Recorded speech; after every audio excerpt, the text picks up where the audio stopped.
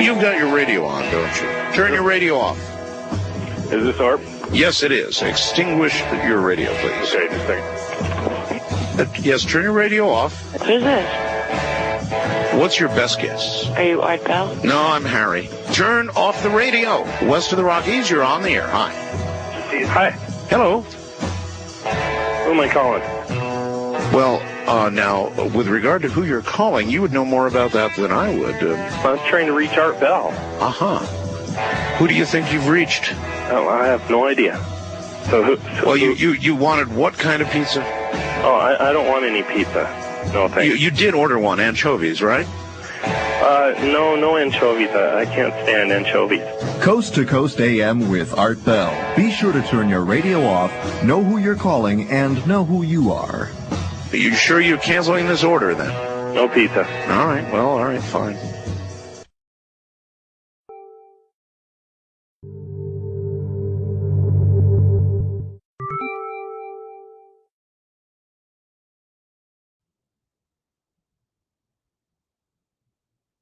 Well, hello there. How's everybody today? Sonny in the backstage clapping his hands. Welcome to the show today. I have two awesome co-hosts today. I have Sonny and Jojo Ball. So without further ado, let's bring the boys up. There's Sonny. And there's Jojo. Hey. What's going on, guys? I'll be happening. Oh, just chilling. Can't wait to talk about some Art Bell. I love that man. Yeah. He's the best. He was the best. Yes. He was. I remember being a teenager, listening to my radio late at night, listening to Art Bell. I still do that. I have an app that allows me to listen to his shows. I just go in there, put them on, and I try not to find the scary ones when I'm trying to go to sleep. But he's had some scary stories on there too. But man, oh yeah. Can you please turn your radio down? Yeah, that's the best part of that, eh? Can you please turn your radio down? No, and I like Art Bell, sometimes Harry. he didn't take any shit. It used to piss him off. He's like, turn your radio down. And sometimes you just cut him off and go to the next call. Like, yeah. Yeah. Sam, do you know who the lady was that took his spot? She was a tall lady with dark hair, and I think she was in the desert, somewhere in the desert. I'm not sure. Oh man, I really liked her. She was awesome. She took Art Bell's spot when Art Bell couldn't do the show no more. And then when he passed away, she was before George Norrie. She was so sad that she couldn't do it no more. And she said, she came on and told us, it's killing me. I can't be in here. Every time I come in here, I cry, and she couldn't do it no more. And I hated it because I only got to listen to Art Bell maybe a year before he stopped doing it. And then I listened to her for just as long. So she was my Art Bell. She did everything just like him. And it's been so long now, I can't remember her name. But yeah, I didn't even know that there was a lady that was doing a really it pretty lady. When he she was kind of tall, and she was out in the desert, and she did it for at least a year, I think. Oh wow! Right, Enzo was in the house. We need to get him in here. Isn't he supposed to be in here? Enzo. Yeah. You want to come up, Enzo? Be in there. He's supposed to be in here. Yeah. What are you doing, Enzo? Good afternoon, buddy. Get in here. Here's the link, Enzo. I'll throw it in the chat. Enzo, get into the TV. Simpson. Get into the TV. You just drop your StreamYard in the chat. For a minute, just for Enzo. Our fans will come in here naked if we do that. They'll just I won't even be able to bring them up. Can you imagine? Okay, he's waiting on an Amazon delivery. Then he said he'll come up. Okay, Enzo, the link is in our little Facebook group thing, so I will take it off of here. Yes, let's remove that. There we go. I'm not gonna lie. Oh, I used almost to don't drop- want to. I almost don't want to start the topic until Enzo gets up here. We'll give him a little bit. But dropping the Yeah, StreamYard we'll link, sit I here used and to shoot do the the same shit for a thing. bit. The thing that stopped me from doing that is when the guy came in and light switched Cassie. Remember when she dropped the StreamYard link? That was so fun. Yeah, I remember you telling me about that. Yeah. That's why I don't usually. Excuse me. I don't usually put it out there. Yeah, But, I didn't even think anything like that could ever even happen. You know, like that guy he really had a lot of balls.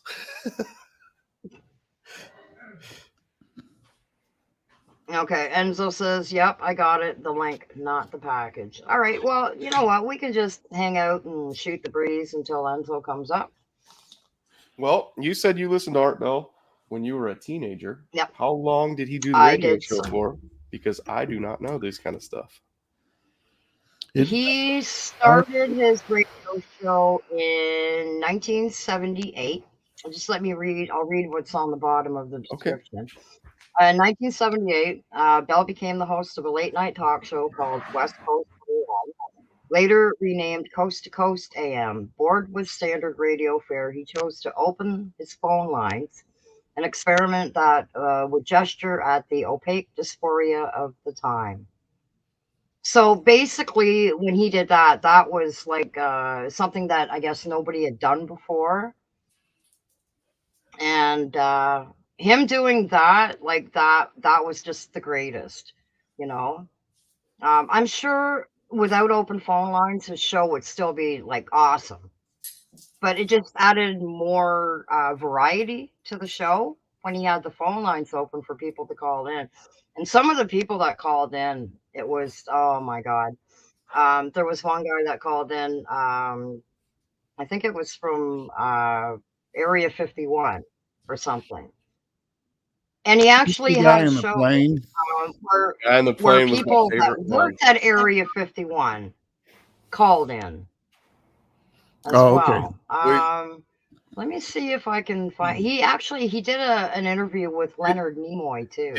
Did you ever hear the one that me and JoJo are talking about, Sam, where the guy calls in from the plane and you could hear the plane, he's flying, and he says he's going to fly over Area 51 to show everybody that they won't do anything, basically, is what I got out of it. And yeah, they had jets coming up next to him, telling him, I guess, to land. And then this goes on for a long time. This was a long phone call. I would say, what, 20 minutes, JoJo? 30 minutes? It goes on for it was on a long time. Yes.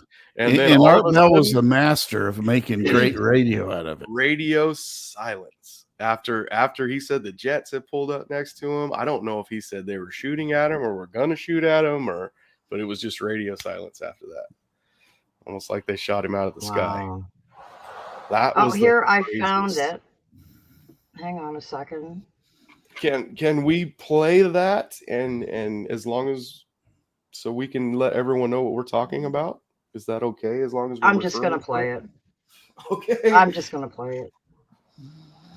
Okay, hang on a second here.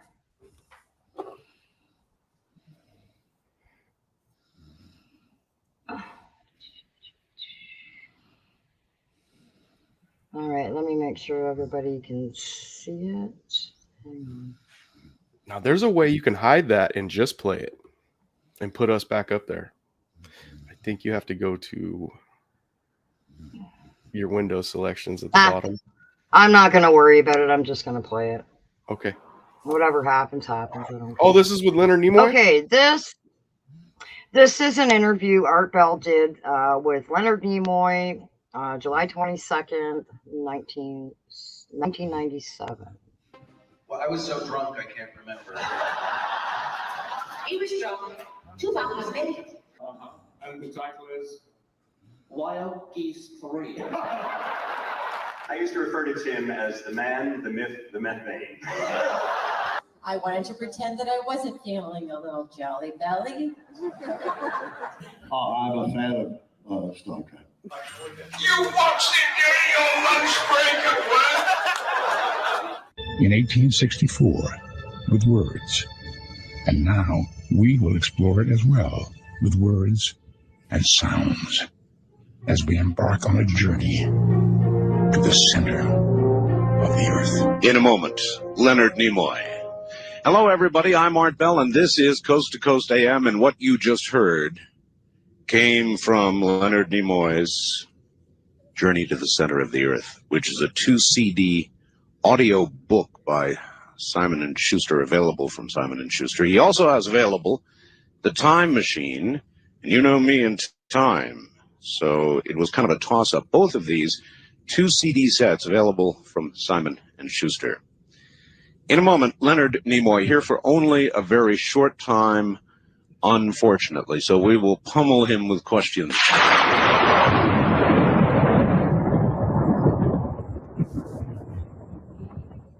And now I shouldn't have to introduce him. This is Leonard Nimoy. Leonard, welcome to the program. Thank you. Hi. Hi. We have such a short time that I feel obligated to literally pummel you with questions. Okay, go. All right. The character Mr. Spock came along in a time in our country of peace, love, Woodstock, sex, drugs, rock and roll. Let it all hang out, that kind of time. Right. And yet Spock was the picture, the very essence of self-control, self-denial, self-governance. How could that character have become such a hero in such an uncontrolled atmosphere? Well, it's a great question. I think for one thing, the time was one where so many people were becoming cynical about government and authority figures. It was clear that bureaucracy was not responding to the individual, and the war in Vietnam was ongoing, in spite of the fact that more and more people every day believed that it was wrong. We all believed in supporting our country, but we believed that we shouldn't be in that war. And here came a character who had a dignity and integrity and intelligence. I think the sense was that this was a person that you could believe and count on, that wouldn't be involved with hypocrisy, duplicity. There was a hunger then. Yeah, oh yeah, I think so. I think he served a great hunger, absolutely. And I think too that we were ready for the idea of a friendly alien. Well, that's right. How do you feel, by the way, about the role itself? You'll be Mr. Spock, of course, forever. Do you ever get resentful of that? No, I'm very comfortable with it. That's why the last book that I wrote, I Am Spock, is titled the way it is. I've really come full circle with it. I'm totally comfortable. Do you think that Gene Roddenberry would approve of the repeat direction and usage of original characters that have been now exhaustively repeated in, so many other knockoffs? Well, I don't think Gene had any problem with perpetuating Star Trek. I think he would always enjoy the idea of the success of the franchise. But I do think that he would be at least interested in seeing that the thematic ideas were strong. That's what Star Trek really is about when it's at its best. Is the thematic ideas. It should be great entertainment, great adventure, but it should be about something. Yes, and Star Trek always was.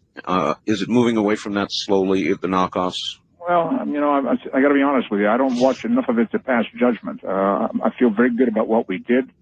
I feel very good about the TV shows and the movies that I was involved with. I've seen Generations, and I've seen Contact, and I'm not really sure that they are stories that I would have set out to do as major motion pictures. So your reaction to Contact was not? I think it was very well done, very well executed. I'm just not. Where was the story? I wasn't blown away with the story. Exactly.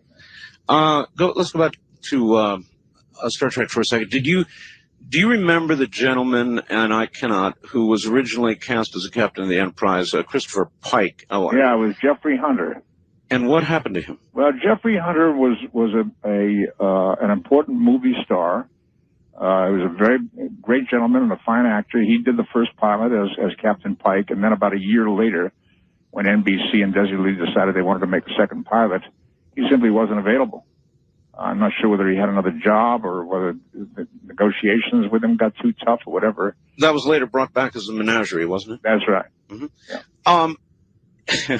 Well, I guess you've really already answered this, but with respect to your answer on Contact, but otherwise, other television programs, movies, and so forth, has anything come close to the genre of Star Trek? Well, what an interesting question. I saw a few episodes of Outer Limits that I thought were very interesting. I think X-Files has a great kind of internal life going on. It has a certain kind of style, and it has an attitude. And I think that's very important. I think Babylon 5 has an attitude that works at times. That's pretty much it as far as I'm concerned. So I mean, in my range of experience. A very trivial question, but important to me nevertheless. In the early episodes, many years actually, of Star Trek, the women, the ensigns, all had these wonderful uniforms that in later years changed to pants. Who did that?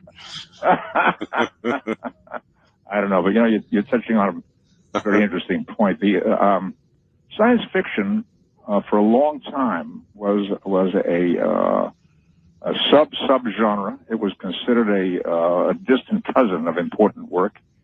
And in fact, when I started acting in science fiction 45 years ago, if you can believe it, in a Saturday afternoon serial called Zombies of the Stratosphere, science fiction was a genre in which you saw monsters, you saw people in strange outfits who came from other worlds, and you saw ladies who were scantily dressed. Yes. And there was always some sexy aspect to it.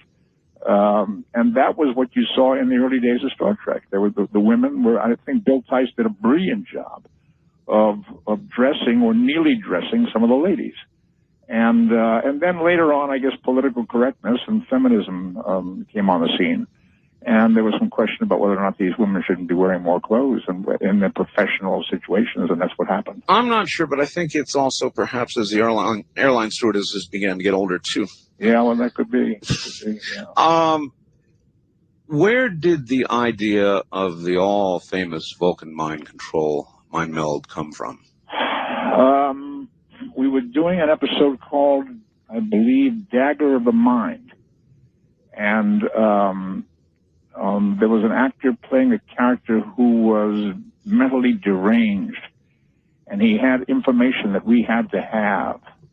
And the scene, as it was written, was a kind of a tedious interrogation scene where I asked him a lot of questions and got information from him piecemeal, a word here and a word there, and it wasn't as dramatic as it might be. And Gene Roddenberry came up with this idea that Vulcans could do this mating of the minds and extract the information that way. It was kind of a Vulcan version of hypnosis. And it made for a much more dramatic way of getting the information and became a very useful tool for the Spock character. I remember clearly, and I saw every single episode and every single movie, and I remember when you died. I remember when your casket, I thought, flashed and burned in the atmosphere. Yeah. What was it like to be killed off? I had a tough time with it. I took the job because, frankly, I believed that might be the last Star Trek movie. And I thought, why not go out in a flash and a blaze of glory, saving the Enterprise and the crew, and dying in the process. I really thought this might be the last film. By the time we got around to shooting the final scene, the goodbye scene, where I'm saying goodbye to Captain Kirk, I had the sense that the movie was going to work. And I thought, if this movie is as good as I think it is, there are going to be more. And I began to have second thoughts about what I had done. But the die was cast, and I was a little late. It was a little too late to do anything about it, except that on the day we were shooting that scene, Harv Bennett came down on the set and said, do you think that you could do something in this scene that would give us a thread to pick up if there is another movie? And that's when I came up with this idea of doing a mind meld with D. Kelly and simply saying the word remember. Yes. It was ambiguous enough that a writer could pick up that idea and remember there might be another. Yeah, exactly. Don't forget, if there's another movie, don't forget me. Right. In Search of, a lot of people wrote and asked me to ask you about In Search of, whether you ever might pick that up again. Well, I tell you, In Search of was a pleasant surprise to me. Again, I thought maybe 2 or 3 seasons would be the stretch of the show. We did 7 years, and we did 144 episodes, and I think it became sort of the model and the granddaddy of a lot of the reality-based searching shows that are on the air now. In fact, for the last couple of years, I've been narrating a show called Ancient Mysteries, which has its own similarities to In Search of. I haven't heard any word about In Search of being resurrected, but it's not a bad idea. All right. It was Alan Keyes, a presidential candidate in the last election, who said, Star Trek in many ways more personifies the spirit of what NASA used to be than does the current NASA. Would you agree with that? That's interesting. I wasn't aware of that. I think it's true, but I think just this last week that we've been seeing a revival of interest in NASA. I think they've had an enormous success with the rover on Mars, and I think that they have gotten out of their kind of bureaucratic bind and gotten into an adventurous spirit that's captured the imagination again. And if that's true, and if they can keep that kind of sense of adventure going, I think that they might build on it successfully. There's still a tremendous interest, I think, in what's out there, and I think NASA is the organization that's best set up to do the exploring. Building greater interest than ever in what's out there. More UFO reports, lights over Phoenix recently, the celebration of Roswell, the rest of it.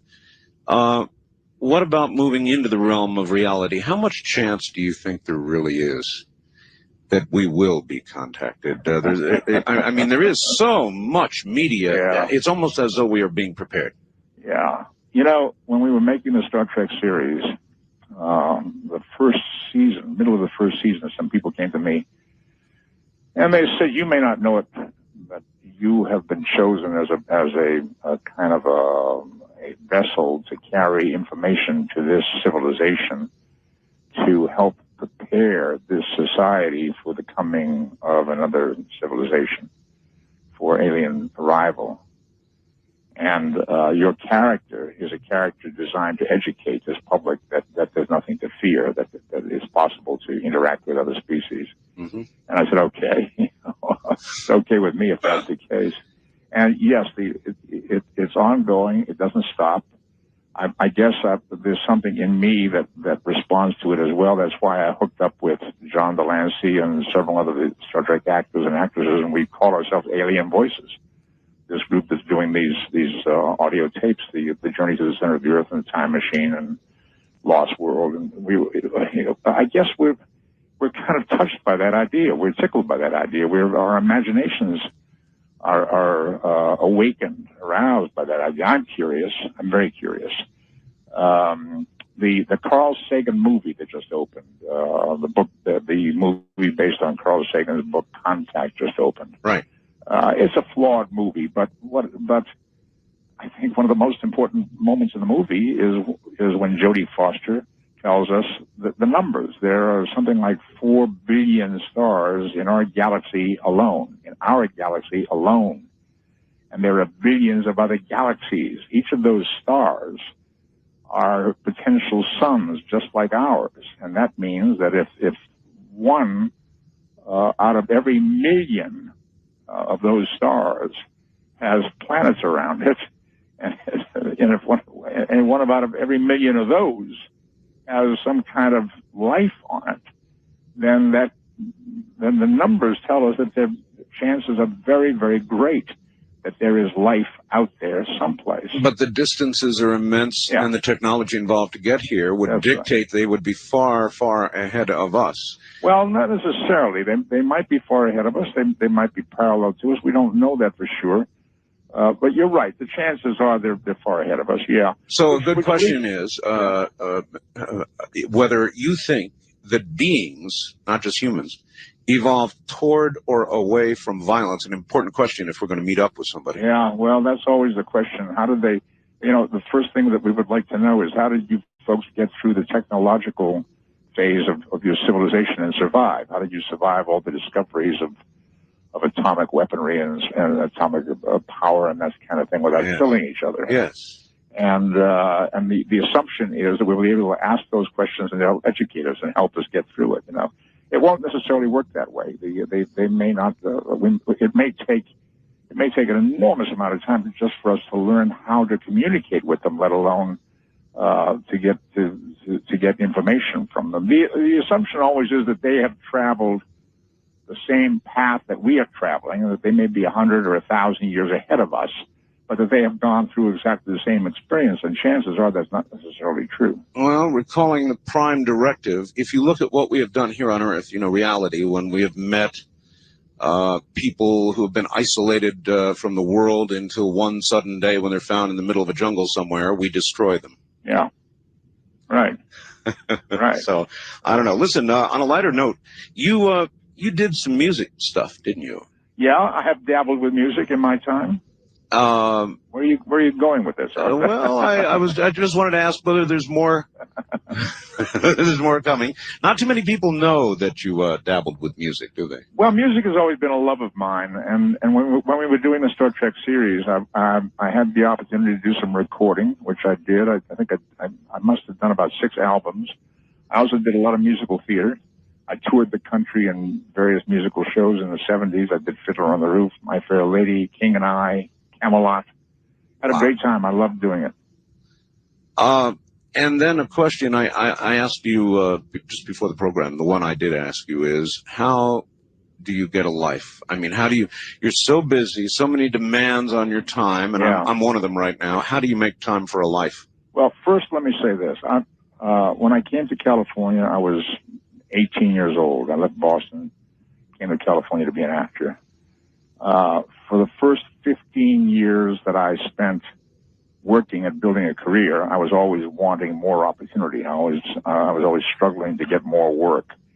When it all came together for me and Star Trek started, and I haven't been out of work since, and then particularly when I had a couple of hits directing movies and all of that came together, suddenly you're right. What happens to you, as you know, is that there's a tremendous amount of pressure builds up to do this, do that, and people would be happy to keep you busy 24 hours a day. That's right. I don't resent it because of the time that I spent wanting more and needing more and knowing what it's like being out of work.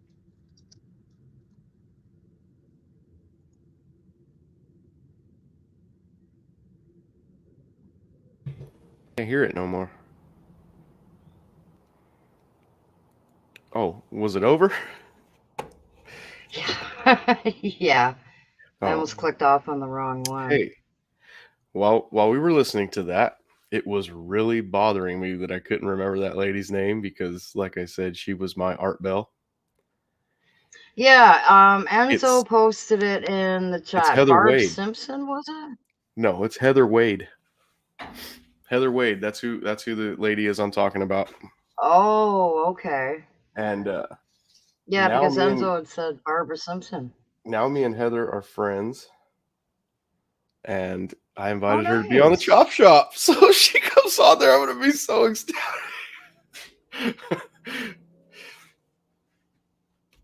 I left her a short Karen message is and a here. long one. Hi, Karen.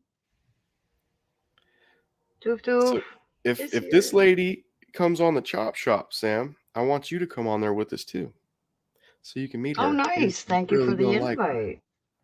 You're gonna awesome. Thank you. I would have told her to come here right now, but I didn't know her until I wasn't friends with her until now. Oh. But yeah, hopefully she hits me back. She will. This is how I. Hi, Deborah.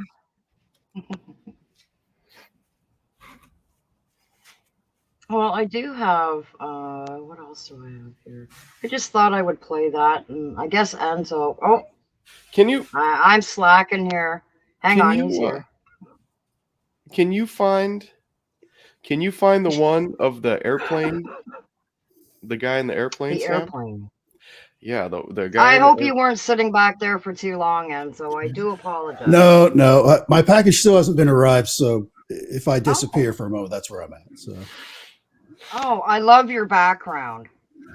Yeah, figured Nimoy was on. Why wouldn't you have a little Star Trek background? I don't know who Leonard Nimoy is. Like, that's Spock, right? I didn't watch That's Spock. Yeah. Let me see. One with the airplane. Just let me look here. Well, I brought one up that's it's where it's the guy who claims he works at Area 51. Hey now. And they've got a couple you might be pulling up Bob Lazar. You better watch out. Yeah, I don't think it's Bob, but Bob Lazar. Be Bab. You never know, Bab. You be telling stories. Yeah, Art Bell was the master at pulling stories out of just thin air with that open. You talked a little bit about it earlier with those open lines. I don't know how he got it to work as well as he did. It was just being able, I guess, to roll with it and just being a master communicator and pulling that story out of people. We can't get Art Bell. I have one here. I can get you some. I have one here. Art Bell's. Oh, I would love to have him on. He is, oh my God, he is such a nice guy. I have one here. Art Bell's 1994 UFO encounter in Pahrump, Nevada. Yep, he saw it's a black really triangle. Short one. It's only, how long is it? What is going on here? Why is it playing? Hang on. It's not supposed to be playing yet. Hang on.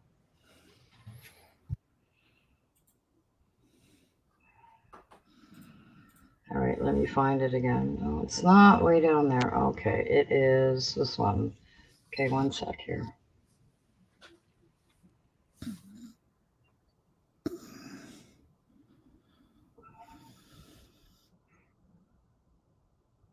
Give me a second to bring this up here.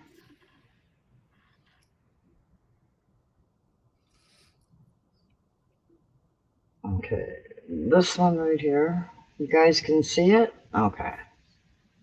There. All right, let's play this one.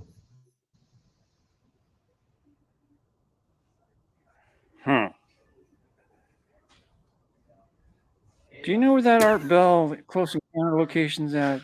You know? I'll figure it out. Oh, you know what? This isn't Art Bell. This is somebody here at else. the Pahrump Museum, we've got this painting here.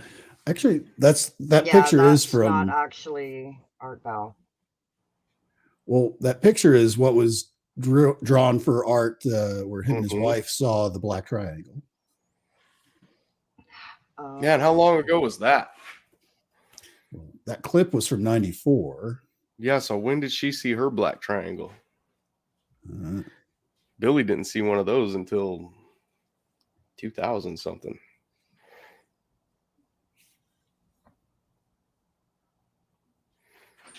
That's the only person I know that's ever seen one. I didn't get to see it.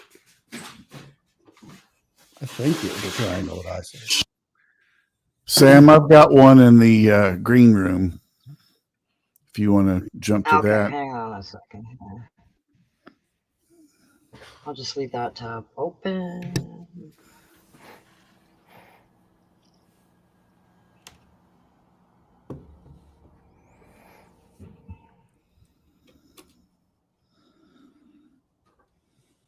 Okay. Let me read the first part here. So yeah, I can't even see it. It's all blurry. It says, on September 11th, 1997, a man claiming to have worked at Area 51 called into Coast to Coast. He spoke with the frenzied voice of a man terrified for his life, describing extra-dimensional beings and secret plots that would drastically and horrifically change our world. Most peculiar of all, however, was the fact that during the call, the satellite transmission carrying Coast to Coast AM was lost, baffling Art Bell and its listeners. 7 months later, on April 28th, 1998, Art Bell received another call, purportedly by the same man. This time, however, he claimed the initial call was a hoax. Ever since, there's been a lot of debate surrounding these calls. Was the first caller real? Or had it truly been someone testing out wacky characters on the Coast to Coast AM audience, as the second caller claimed? Decide for yourself. And then it has the videos for the two calls. You can listen if you want. And if you want to listen, just let me know. I'll click the button. Yeah, go ahead. Go for it? Okay. Yeah, absolutely. Can you see it? Yeah. I don't hear anything yet.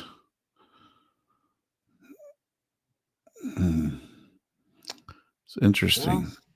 Or maybe there's no sound yet.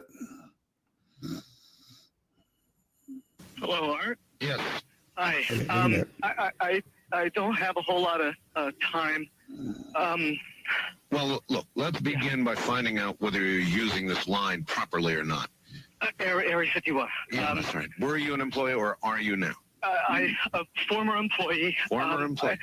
I was let go on a medical discharge about a week ago, and I've kind of been running across the country. Oh man, I don't know where to start. They're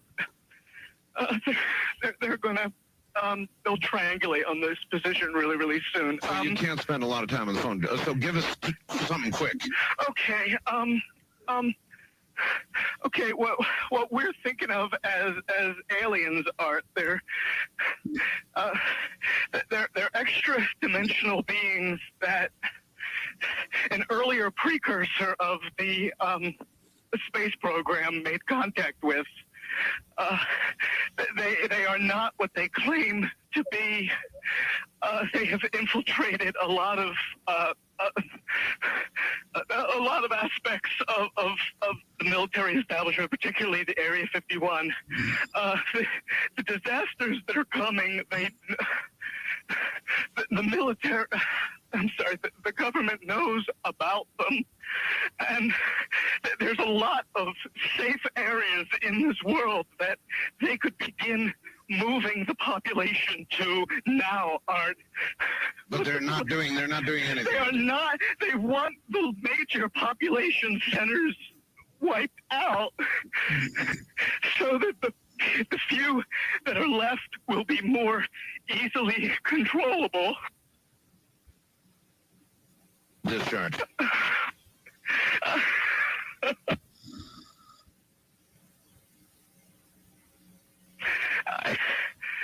I started getting.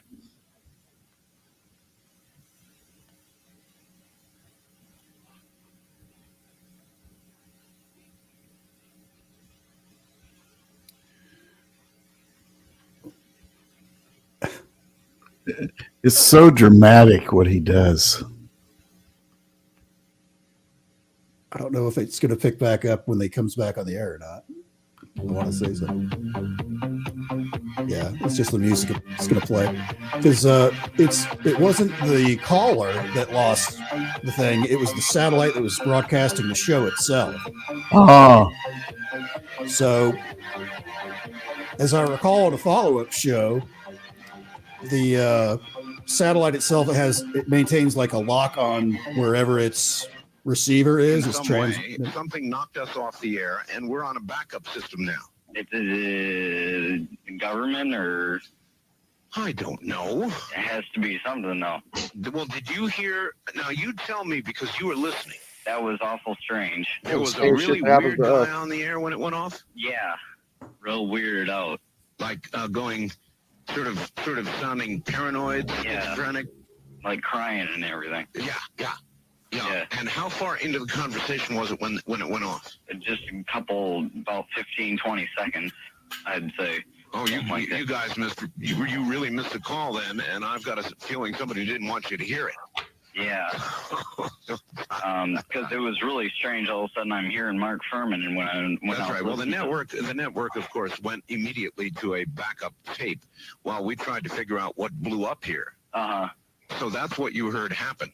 And then we're now on a backup link system to be on the air at all right now. So, well, I'm telling you. Am I on the air right now? You're on the air right now. Well, you better be, yes.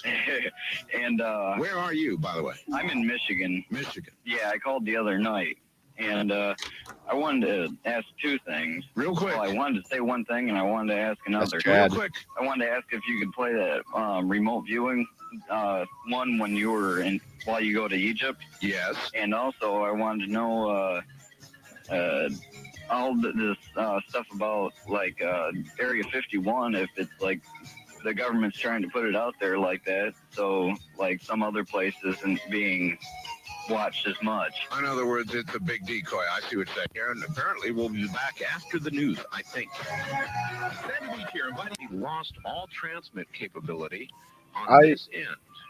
Here in Nevada, the transmitter went belly up suddenly for some unknown reason. I've never seen it do this in all the years that we've been on the air. I have never seen the transmitter in this way just simply fail, massively fail, like a massive heart attack or some kind. And so we have gone to a backup system to get the signal to you right now, and I presume it is getting to you right now. Totally. Okay. Yeah. A couple days after this is when Art kind of broke down what actually happened, where basically your satellite is up in orbit and it has to be pointed straight down at wherever the receiving station is, sort of like a flashlight pointing at your thing.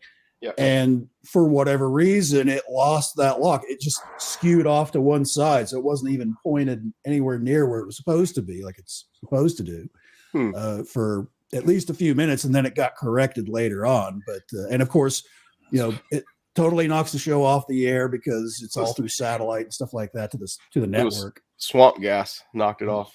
It was obviously a lot of swamp gas, but that's a very specific and unique thing to have happen when you've got some kind of whistleblower from Area 51 calling in.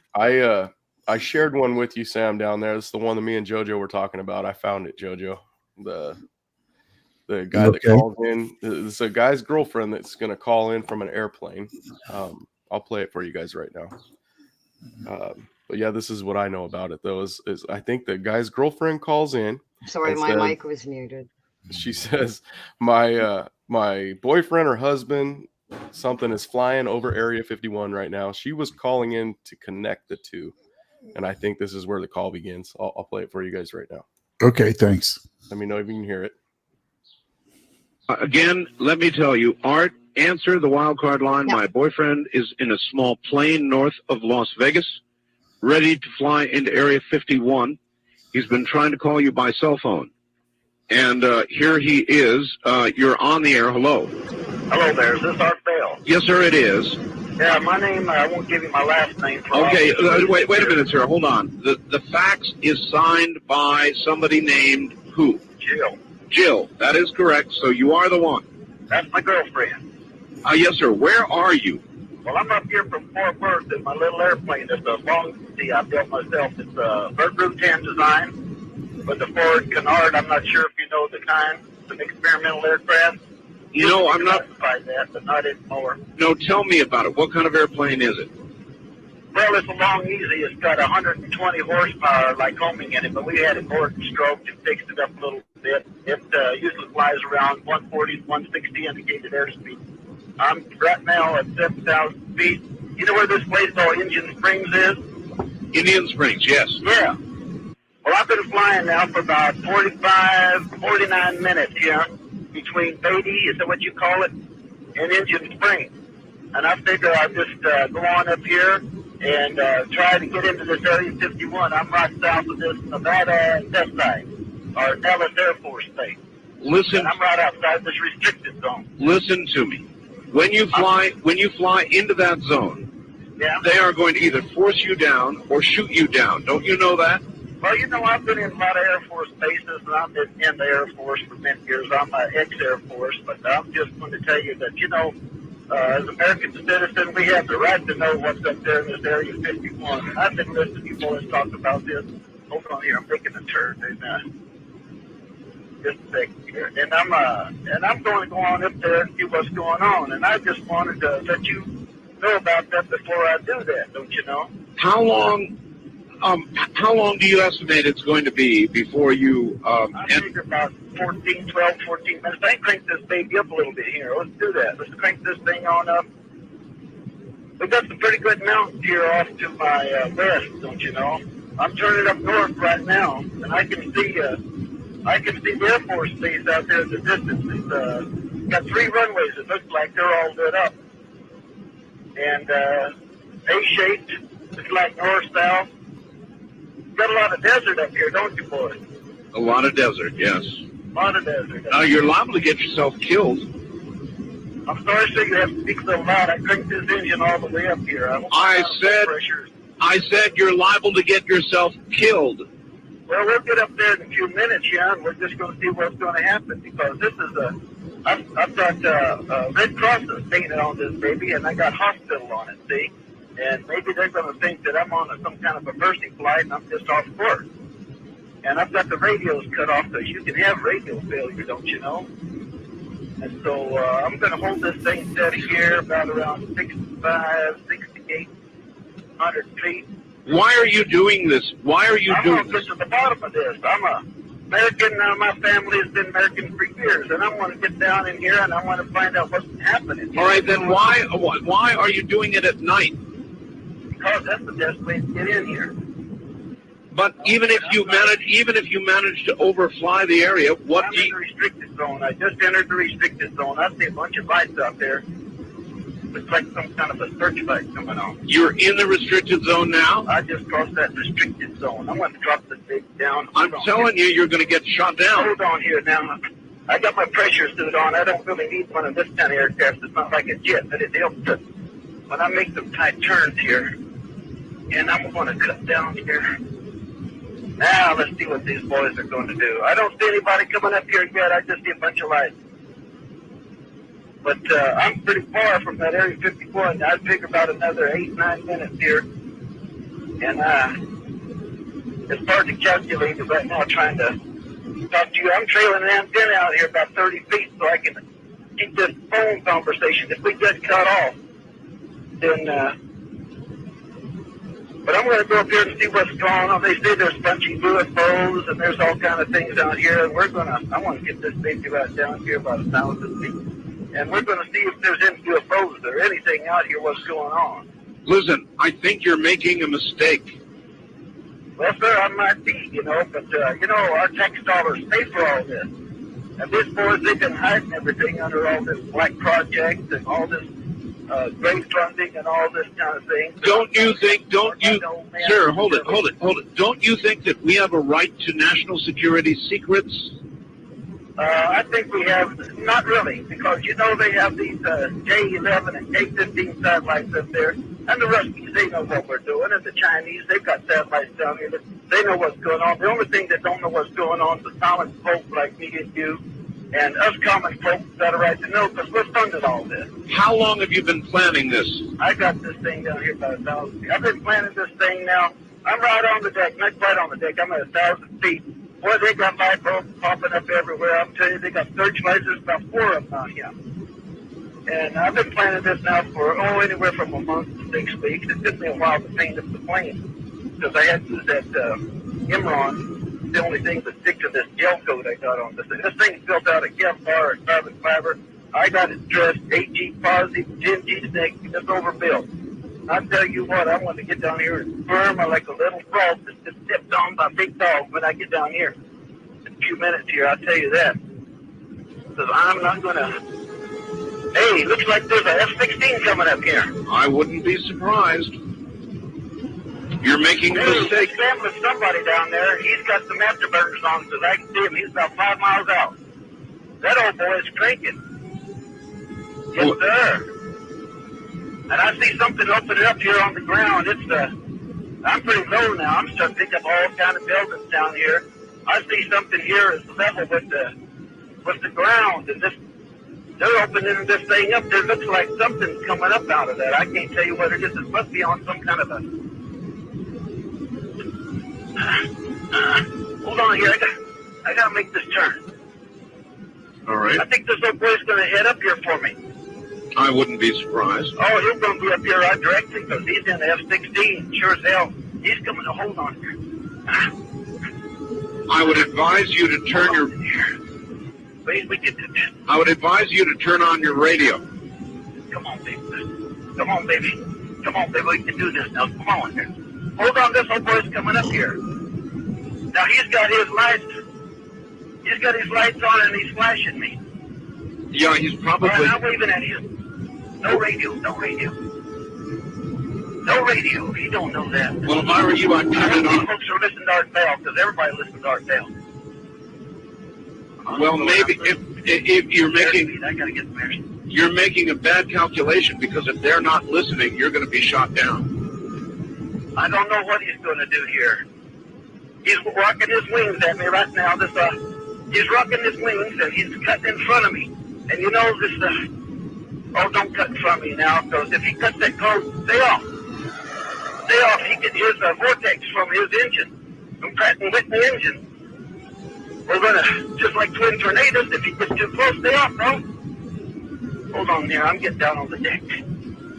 I'm going in. I'm getting down there. He ain't gonna get me. I bet them veterans ain't gonna get me there. They didn't get me over there. They're not gonna get me over here now. Looks like some kind of rail gun coming up out of that elevator, that flat area over there that the doors opened up. It's got some kind of a weird-looking barrel on it with a light. And, oh, hell, they're doing something. They're shooting at me now. Oh, God. No, baby, I'm going in. I think I'm going in.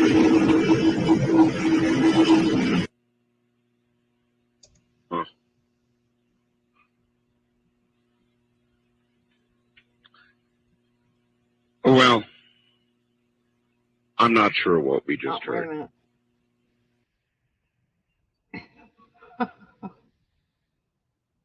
You're muted, Enzo.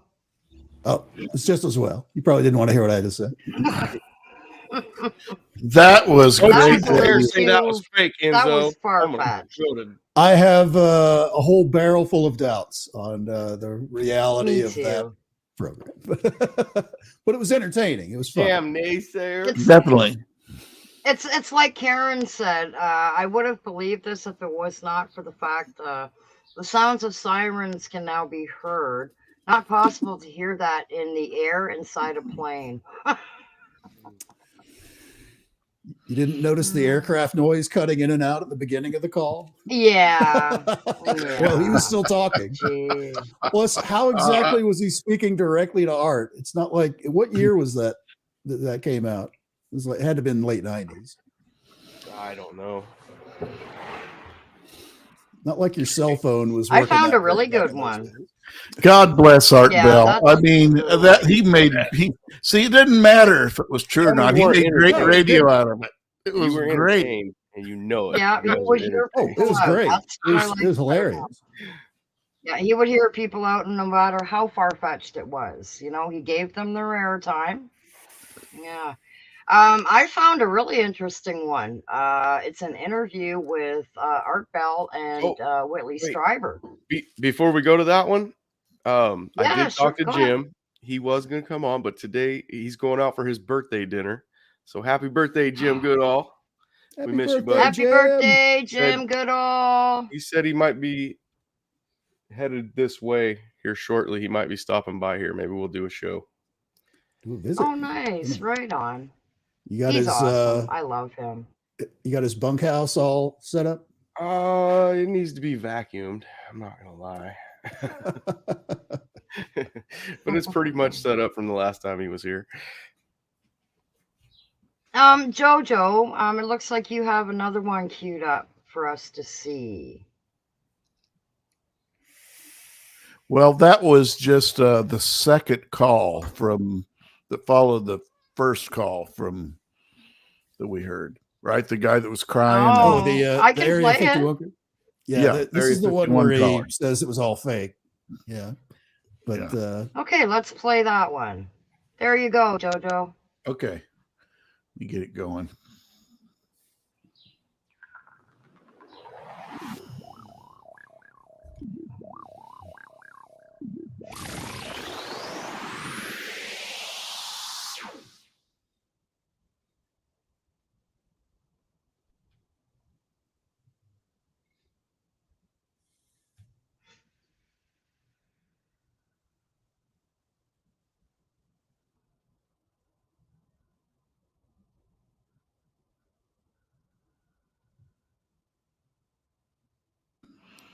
Says many believe this is not the same person that called in 1997. As always, you decide. The east of the Rockies, you're on the air. Hi, Art. This is Brian. Hi, Brian. Hello. You didn't disconnect me before, did you?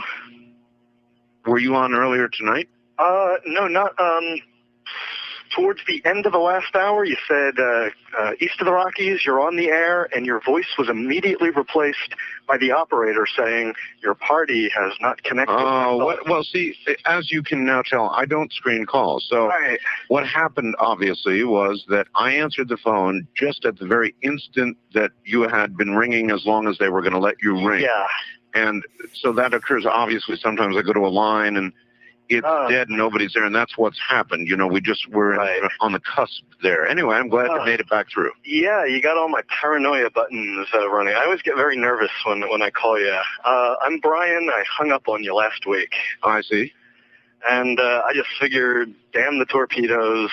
I'll just do this and let the chips fall where they will. All right. Everybody, I am the Area 51 caller. That's my statement, and let you or whatever tear it apart. You claim you're the Area 51 caller? I am the man. How do you account for the fact, Area 51 caller, Okay. that part of the way through your spiel, the satellite went down? I have no idea, and it scared the heebie-jeebies out of me that night. I've called a number of times on your specialty line nights doing different, kind of wacky characters, and that's all that one was supposed to be.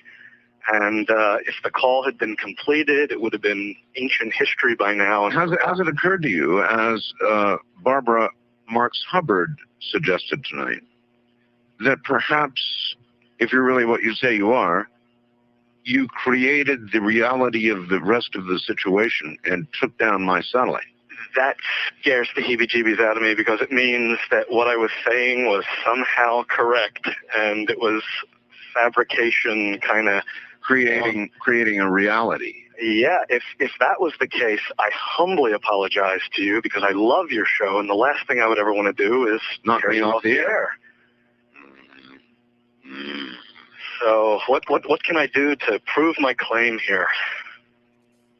Well, I guess you could give us a little of what you gave us then, so that we could hear it and know it to be you. Are you sure you want me to do that, Art? I'm positive. Don't, Art, please. I don't want you to ask me to do this. If I start doing that guy,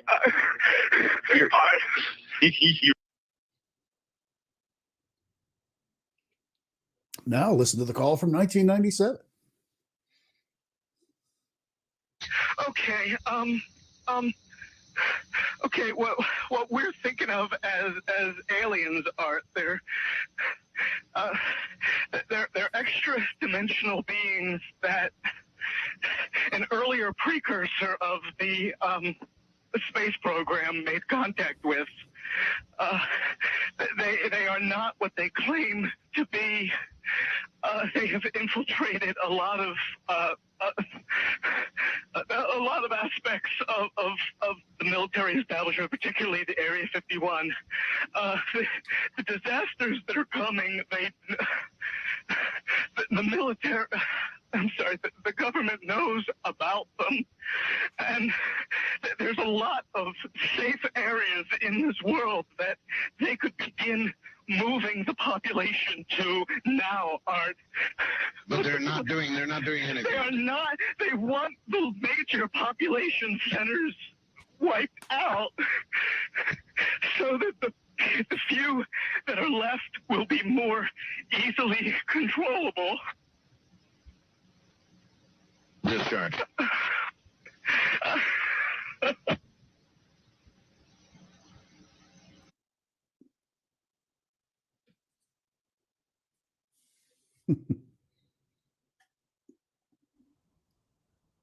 Yeah, I guess that's a you little could give us a little of what you gave us then so that we could hear it and know it to be you. Are you sure you want me to do that, Art? I'm positive. Don't, Art, please. I don't want you to ask me to do this. If I start doing that guy, You're right about that. Now, let's just take that little sample that you just gave us so that we don't alter some sort of hard little reality here at the end of the program, and we'll let the callers be the judge. Okay. All right? I thank you for this opportunity. This has just been driving me bananas for months, and I didn't know what you wanted me to do. I knew it was very difficult for me to prove to you. But I just thank you for your patience in dealing with me up to this time. All right, it's quite all right. Thank you. Fritz in Phoenix, as a matter of fact, called and said, oh, yes, that's him. Somebody else said, oh, no. Now he has done his little Area 51 caller IMO, or the real thing, depending on what you think. And so we'll leave it up to all of you. That is what you think. What do you think? Was that the original guy or not? It sounded familiar to me, but I maybe have to listen to it once or twice more. Yeah, I find it really interesting how he goes from blubbering on like a little baby to talking normally. Mm-hmm. Well, you know, he did confess that he does characters and voices and things. He calls them like, he could just be good at that, or he could be trained. He could be a trained actor, and he just gets his jollies off doing this. That's possible. Yeah, that's possible too. Then he scared the shit out of himself doing it too. Yeah. It is possible that while he was doing his shtick on the show, that the satellite did bonk out, and if you just conspire just a little bit in your head, they're like, did somebody think that might have been an actual person that worked at Area 51? We need to cut the call just in case, kind of a thing. Yeah. Yep. Just in case. Yeah, you just never know. I kind of do believe him that he would call in with different characters to do different things, because there were several calls over the years that he would get with wacky characters. And there was a lot of times where I'd kind of recognize the voice. Like, didn't that guy call in a couple of weeks ago saying he was an Egyptian explorer or whatever it was, Yeah, that might even be the time traveler guy. I'm sure he's been a lot of different guys over the years. That was actually one of the things I really enjoyed about Art, is he'd do those theme-specific type shows. It was always Halloween night was Ghost to Ghost, and then in New Year's he would always do the prediction show. What do you predict for the following year? And then he'd read through all those predictions after the first from the previous years, because he'd write them all down and keep them. And most of them were wrong, but there were a couple of hits.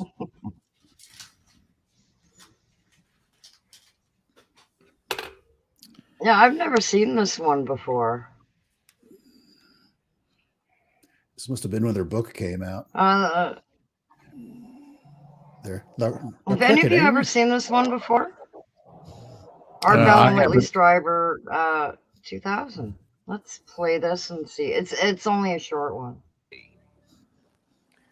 60-degree weather in New York City just last week, violent storms across Europe 2 weeks ago, and now the government says the 1990s were the hottest decade in 1,000 years. It's enough to make us all wonder what's going on.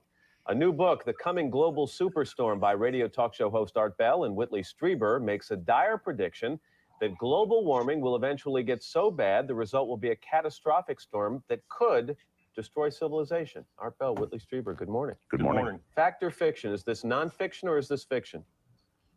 I would call it documented reality. There's a little bit of fiction there, but it's very well documented.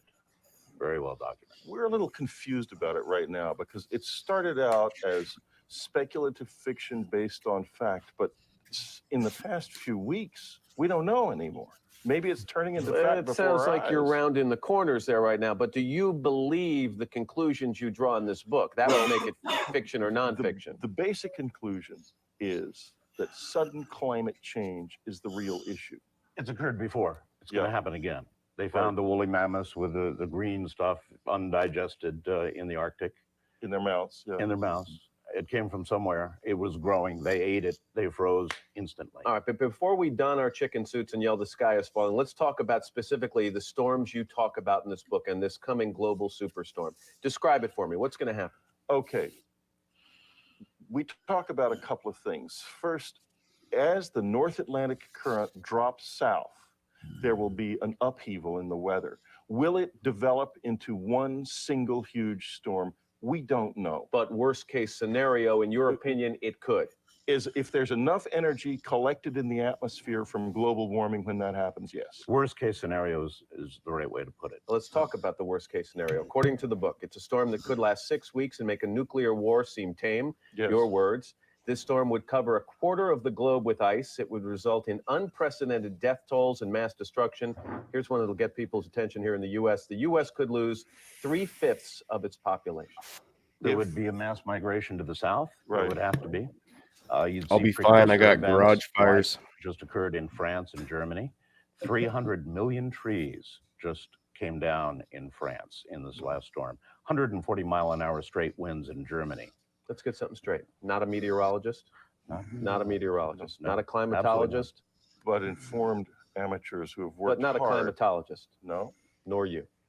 Absolutely not. All right. So Talk show host. where do you Neither base are this you. information? Go lock the door to your room to not Search, let people escape, weirdo. Certainly, if you take a look at history, we've seen these climate flips occur violently and quickly in the past.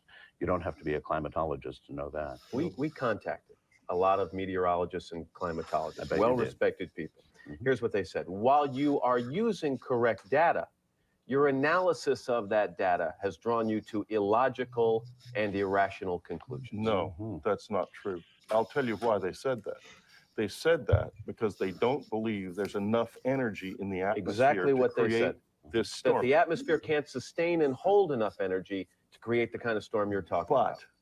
But every day that passes, the lower atmosphere gets warmer because heat's being retained. The upper atmosphere gets colder. The model is changing.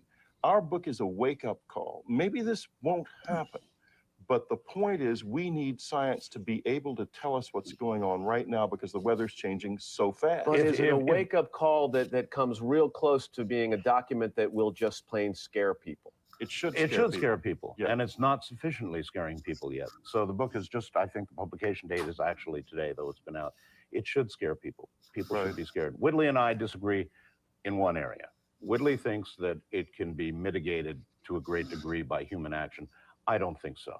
It's happened in the past before humans walked substantially and had an industrial civilization. It's going to happen again. Mitigated by human action, meaning we cut down on the cars we drive, things like that. There's a list of things in the book that any individual can do that are not intrusive into your life at all, that if everyone did them would substantially reduce global warming. Did you know, for example, that 40% of the Arctic ice over the last 2 decades has melted? This is something we didn't know because our submarines were monitoring all this during the Cold War. Now we know 40% of the Arctic ice is gone. The contradiction there, Art, is that if you're saying we're getting warmer and warmer, yet you're predicting a storm that could cover a quarter of the globe with ice, it seems like those two things are at odds with one another. But they are, in fact, but one precipitates the other. What happens is this. The ice melts, it floods the northern oceans with fresh water. This causes the temperature of the water to rise more quickly in the summer. The temperature between the Arctic and the southern oceans becomes too much similar. The current stops flowing, and suddenly you have a snapback into a situation where it's very cold. Let me, and I don't have to tell you, and I certainly don't have to remind the people who listen to your show every night. You spent an awful lot of time last year talking about the impending Y2K doom. Let's be honest. I am. Didn't happen. I absolutely did. It didn't happen. So do you run the risk of sounding like the radio host who cried wolf here when you come out with a book like this? Kind of like I have egg on my face. But, well, just that you've come up with another doomsday scenario here. We spent worldwide $250 billion on Y2K. So it was an event that was warned about and was mitigated. I assume that you own a home, you probably pay insurance. When your house doesn't catch on fire and burn down, do you feel like you have egg on your face when you pay the insurance premium? You're saying I better go out and pay my insurance on this one? Well, I think that's it, yes. The book is called The Coming Global Superstorm. Art Bell, Whitley Strieber. Good to see you, gentlemen. Good to see you. Thank you. By the way, if you'd like to read an excerpt from this book, you can log on to our website. And that book, The Coming Global Superstorm, was later turned into a movie called The Day After Tomorrow. I remember that movie. Thank you for telling me that. I didn't know that came from Art Bell's book. Yep, it was loosely based. The Coming Global Superstorm was more it wasn't like there was a storyline of, the characters running around and things like that. But it was the idea of what they're proposing.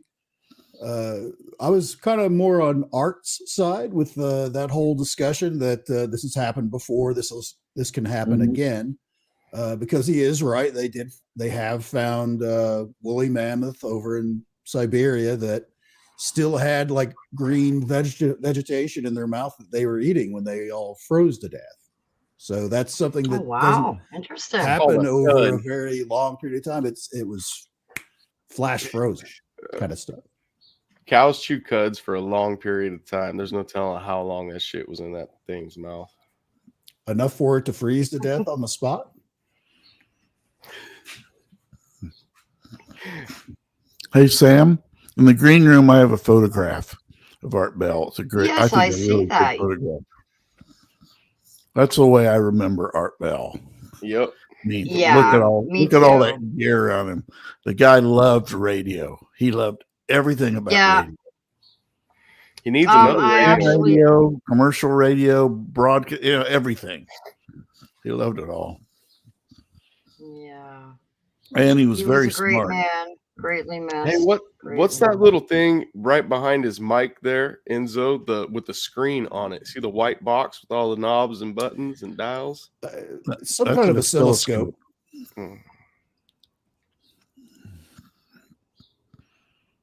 Yep. Man, he's got some stuff. He got it, man. Yeah, that's cool. That is cool. Yeah, he was Look, he got a wall of 8 tracks on the other side. He's got something. Yeah, actually, those might be broadcast tapes because about that time, or right before that time, the broadcasters have these things that look like 8-track tapes. They put them in to do like a commercial, right? And the DJ would, have 1 or 2 slots he could put them in, but behind, it was like public service things or like I said, just boilerplate things. They used to, so that could be what it is, but they looked like 8-track tapes. Hopefully they were more reliable than 8-track tapes. My brother and I were talking about his 8-track tapes just the other day. It's kind of fun to reminisce.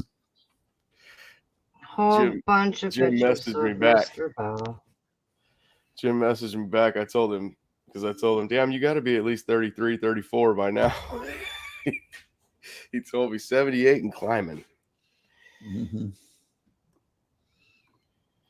Whole bunch of pictures of the man. Yeah. Yeah, and that's his little. It was a room like in the back of his house. I don't know what. That's always what I thought of. And I think it was connected to his house. It was this little place that he I went. think so. Yeah, I'm just looking through here to see what else is. And there he is next to his satellite link. Back when, now that could be just a TV, link for his TV out there, because he was out in Pahrump. I don't know if Pahrump had any cable TV companies out there at that time. So, I mean, Art had antennas all over his property. He had to, because he did so many different types of radio that and of course that's the place where I like that. That's nice. That is nice. Of course, that place was the place where, as the story goes, he was taking pot shots from somebody. Oh, really? Yeah. Yeah, you can see here. I love the guy. I love the guy, but Art had such a sense of drama. Yeah, I've been shot at too. To me, it's not I impossible. think that's what made him who he was. Embellished a little bit. I don't know, but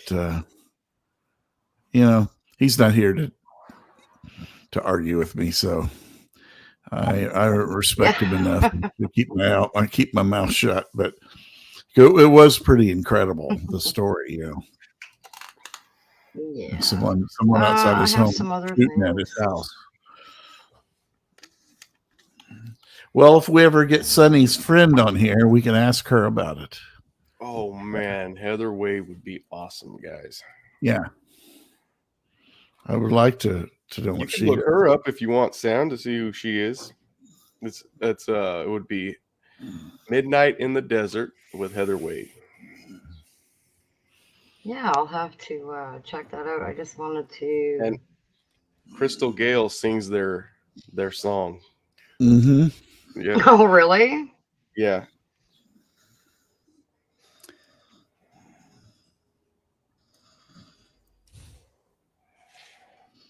Their intro song. Got his. And then later she did her show The Kingdom of Nye with Heather Wade. That's right. How do you know this? And you didn't know who I was talking about? Damn it. Well, I had forgotten her name, like you did. Me? Yeah, just like I did. And here's her picture. I'll share her picture. You got long brown hair. Okay, you guys are talking. Go ahead. Sorry. No, you just do what you want. Like it's okay. Your show. It is your show. You can do what you like. We're teasing, Sam. We're ready to All go. right, I'm going to do what I want. All right. There's a picture of Heather Wade. This. Oh, I'm sorry. I'll leave her in the green room if you can go to it if you want.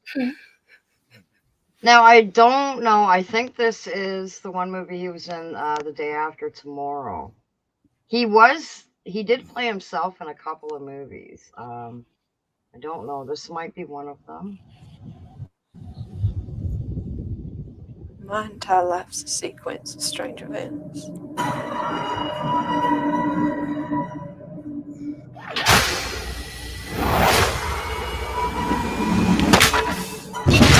The Day After Tomorrow.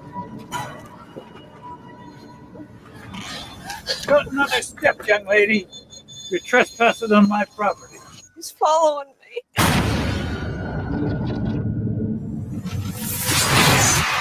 Please help. It's the Undertaker. Poor girl is in trouble. You'll be safer with us. If I stay, all of you will die. Not if The we wrestler? work together. When No, the I don't know lights who it come, was. just run.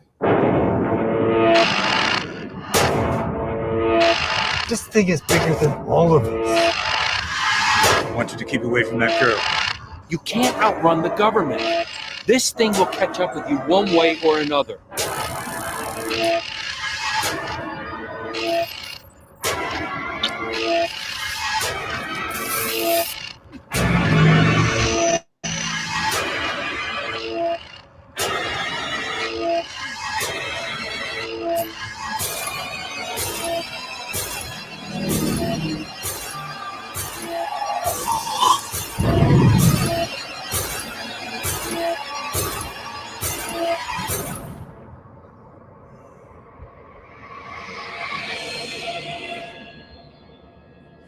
Oh,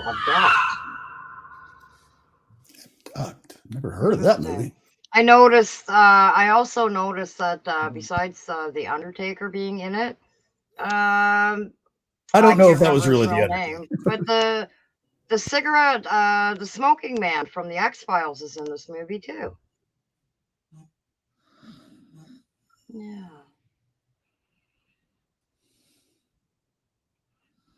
Yeah, it doesn't. That's all it has about him. Oh, here's some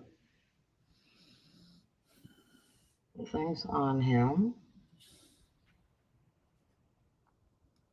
Is that movie called Abduct or Abducted, or I forget now? What is it? I believe it's called Abduct. Is that what it's saying? Yeah. Hang on. It's fine. You don't need to go back. Okay, I won't go back. Yeah, you don't have to.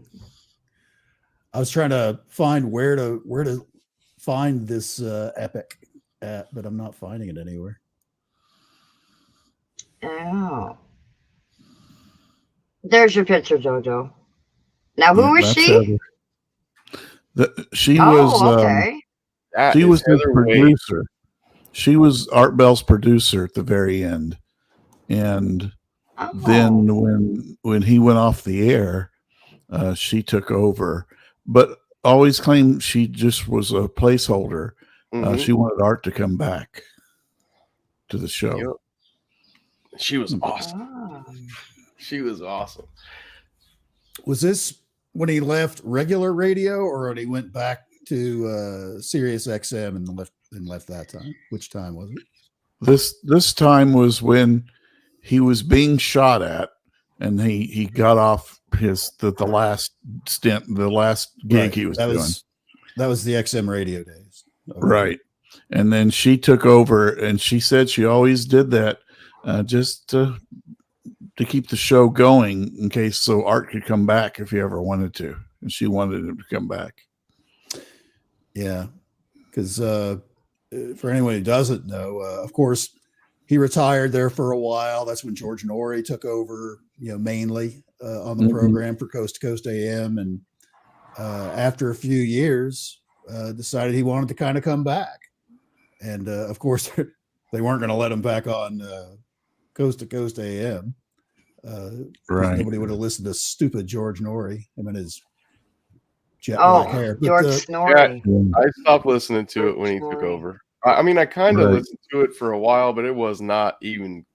You're right. The comparison between his broadcasts and George Norrie would have been they couldn't say face over that. That was just No. And George, I don't know if we had talked about this before. I don't know if it was during an open panel or backstage, but he just doesn't have the personality. He's boring. Oh, George? Yeah, Boring, he has boring. no edge. Yeah. He has no edge to him. Yeah, he just he does. it's like it's like eating milk toast every day. How do you think he would have handled like either one of the calls that we heard earlier? Those Area calls. 51 guy or any of that stuff. Yeah, he would have hung up on him. It would have been a failure. Yeah, I would have hung up on him. Yeah. Well, he didn't have any producers to have any questions ready for him to ask. Exactly. That's it. He has preset questions that he asks, and he just works his way down that list. Because he'll ask a question and the guest will say something outrageous that he should certainly follow up on. But nope, he just goes to the next stop question. It's like, what is wrong? Are you even listening to your own show? Yeah, it's like, do you have a favorite color? Tell us about your favorite color. It's like, yeah. Oh, I found the story. I actually I found the thing earlier about the phone call. This was done in November 22nd, 2022. Hang on a second here. I had a bunch of things queued up. Hello, everybody in the chat. I'm not ignoring anybody. I'm just busy. Okay, hang on a second here. Before we're done, I found a video that Big Willie shared with me. Yeah. Oh man, you guys got to see it. Okay, now this is about the phone call. Okay.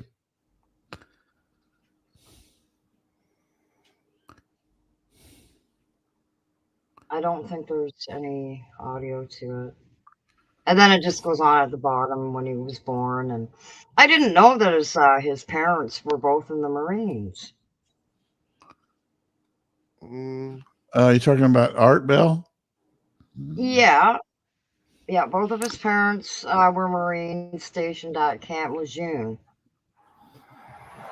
Yeah, he talks about that place a lot.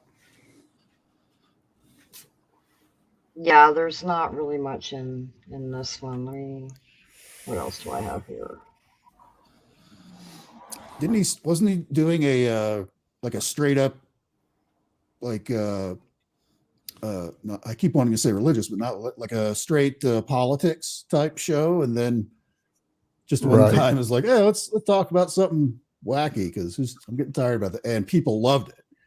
And yeah, it was some like early morning political show, and somehow they got off on like I think you're going. That's where you're going with it is something wacky, right? Like one of his typical things, and they went nuts for it. People did. Yeah. Yeah, there was something I was reading about a lawsuit. Art Bell, oh, really? Whose archives are subjected to a lawsuit. That was in 2021. Yeah, there's a write-up here. What does it say here? Hang on, I think it's. Oh, squaring off in court are two would-be heirs to the Bell legacy. He died in 2018. One is a Texas DJ named David Rubini. The other is a Hoboken resident and anti-face mask crusader Michael Marshallak, who was recently involved in a police standoff. Rubini is demanding master recordings of some of Bell's shows, which he claims that Marshallak improperly acquired, plus $50 million in damages. I have never heard anything about that.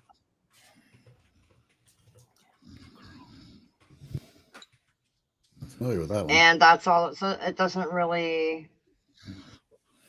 Yeah, it doesn't really say too much about it. Other than that, it doesn't really go into detail. So you would, I was kind of hoping that it would actually go into detail about what it was about. I put a picture of Ian Punnett in the green room. He really does an outstanding job on Coast to Coast. I really wish they would boot Nori and put him on every night to listen to. He's a fabulous interviewer. I'm sorry, was that Ian Punnett? Is that who that is? Yeah, right. Okay. Yeah, he was pretty good. Yeah, he's done a lot. He looks like he's got a personality. Yeah, he does, and he's done a lot of things. He does. He's got. He's a clergy in the. Oh, really?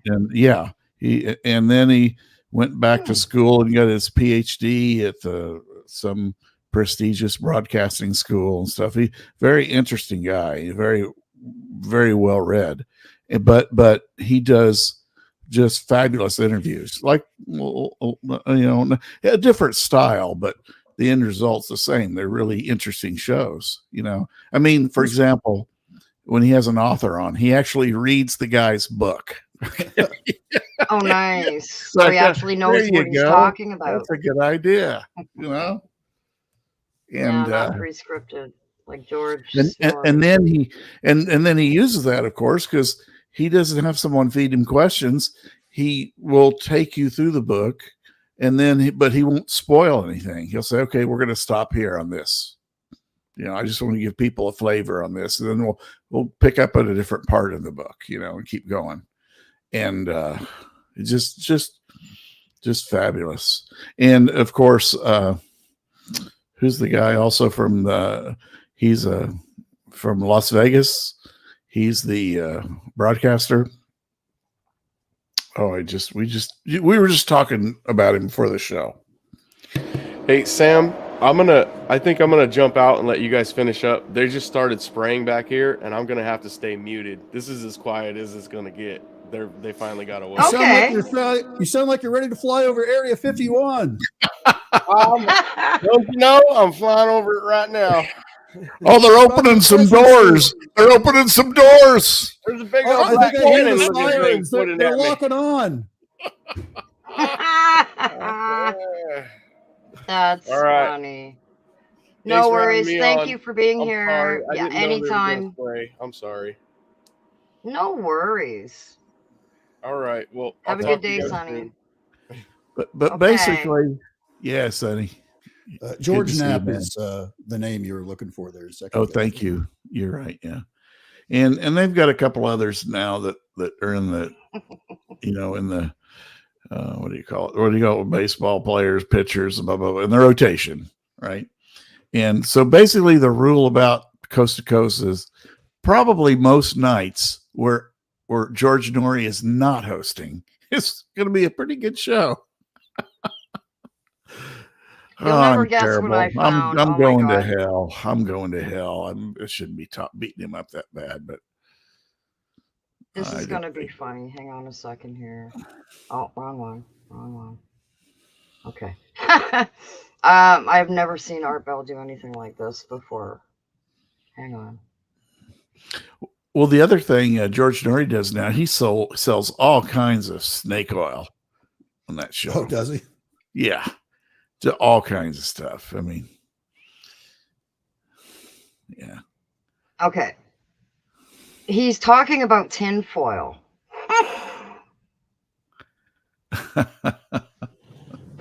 Harris Teeter hired UFO expert Art Bell to compare their new Your Home brand of aluminum foil to the leading brand. First, the leading brand. That's too funny. Now, the Your Home brand. Good one, Enzo. Well, there Enzo's you have always it. Harris prepared. Teeter's new Your Home brand of aluminum foil stops those pesky alien mind control waves as well as the leading brand, and it keeps your food fresh. Harris Teeter's Your Home brand. The difference is in the savings. That is too funny. I've never It seen really works. It's great stuff. I I have use it a lot. never. I have never seen that before. I love that hat. That commercial, I have never seen that commercial before. That is I haven't funny. either. That's pretty funny. This is That a was funny. World War I Doughboy hat, plastic one that I got at the Halloween store. And I was Yeah. like, oh, it's like $5. I was like, oh yeah, I'm getting this. I know exactly what I'm going to do with it. I'm going to put aluminum foil on it. This will be my tinfoil. Yeah, and I love hat. the way you put the strap on there too, like That's a right. pith helmet, so you can. Yeah, exactly. If you're out in the desert or something, you can. That's right. I'm ready to go exploring That's for almost UFOs. That's almost as good as your Lou impression. I copied that. I still have a snip of that on my laptop. Oh, you know what? I didn't even think to go right to the YouTube, Art Bell YouTube. Hang on a sec.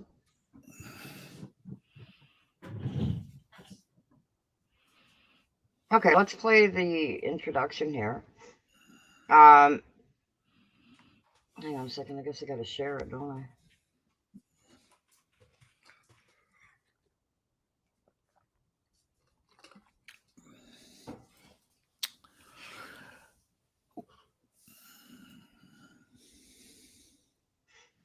You'd almost think I knew what I was doing. I'm getting back on track and actually. From the high desert.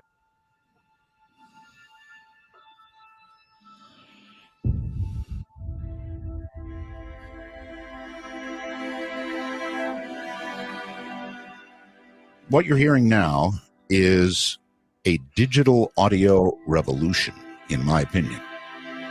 The world has changed beneath our feet. There is nobody who loves radio more than myself.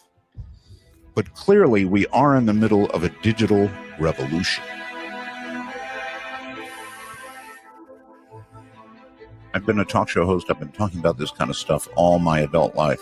but it never happens to me, save an experience with a couple of unidentified flying objects. None of this other stuff. I've never met these creatures, these animals, these things that we talk about and wonder about on the air.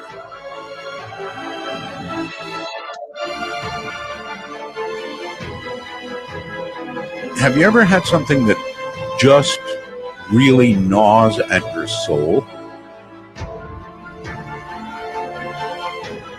I'm not the wuss of a talk show host that you're probably used to listening to. Want to take a ride? Of course you do. It's been a while.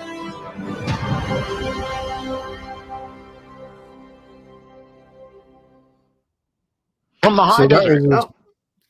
that Jeez, was I his missed first that, show man. after- I was almost in tear. I was almost teary-eyed just watching that. Was that his Even first hearing that podcast announcer when he went voice. digital? Was that what that was? What's that? You're both talking at the same time. Sorry, I didn't. Go ahead. Go ahead. And so, Go beauty ahead, first. Beauty first. No, Dave. after you. No, after you. No, after you. Would one of you just start I was talking? Damn it! I was asking you a question, Sam. I was saying, was that his first digital broadcast when he came back? Was that what that was? It says 7 years ago, so yes, I'm assuming that's when he came back when everything was digital. Yes.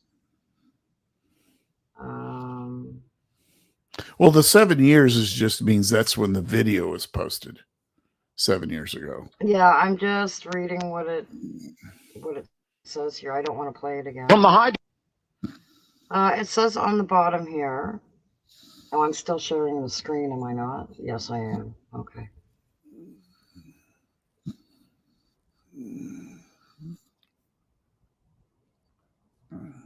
Uh, 2015. Okay.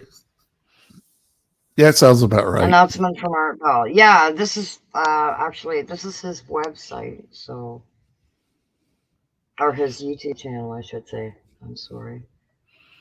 What else do we have here that we can show from his?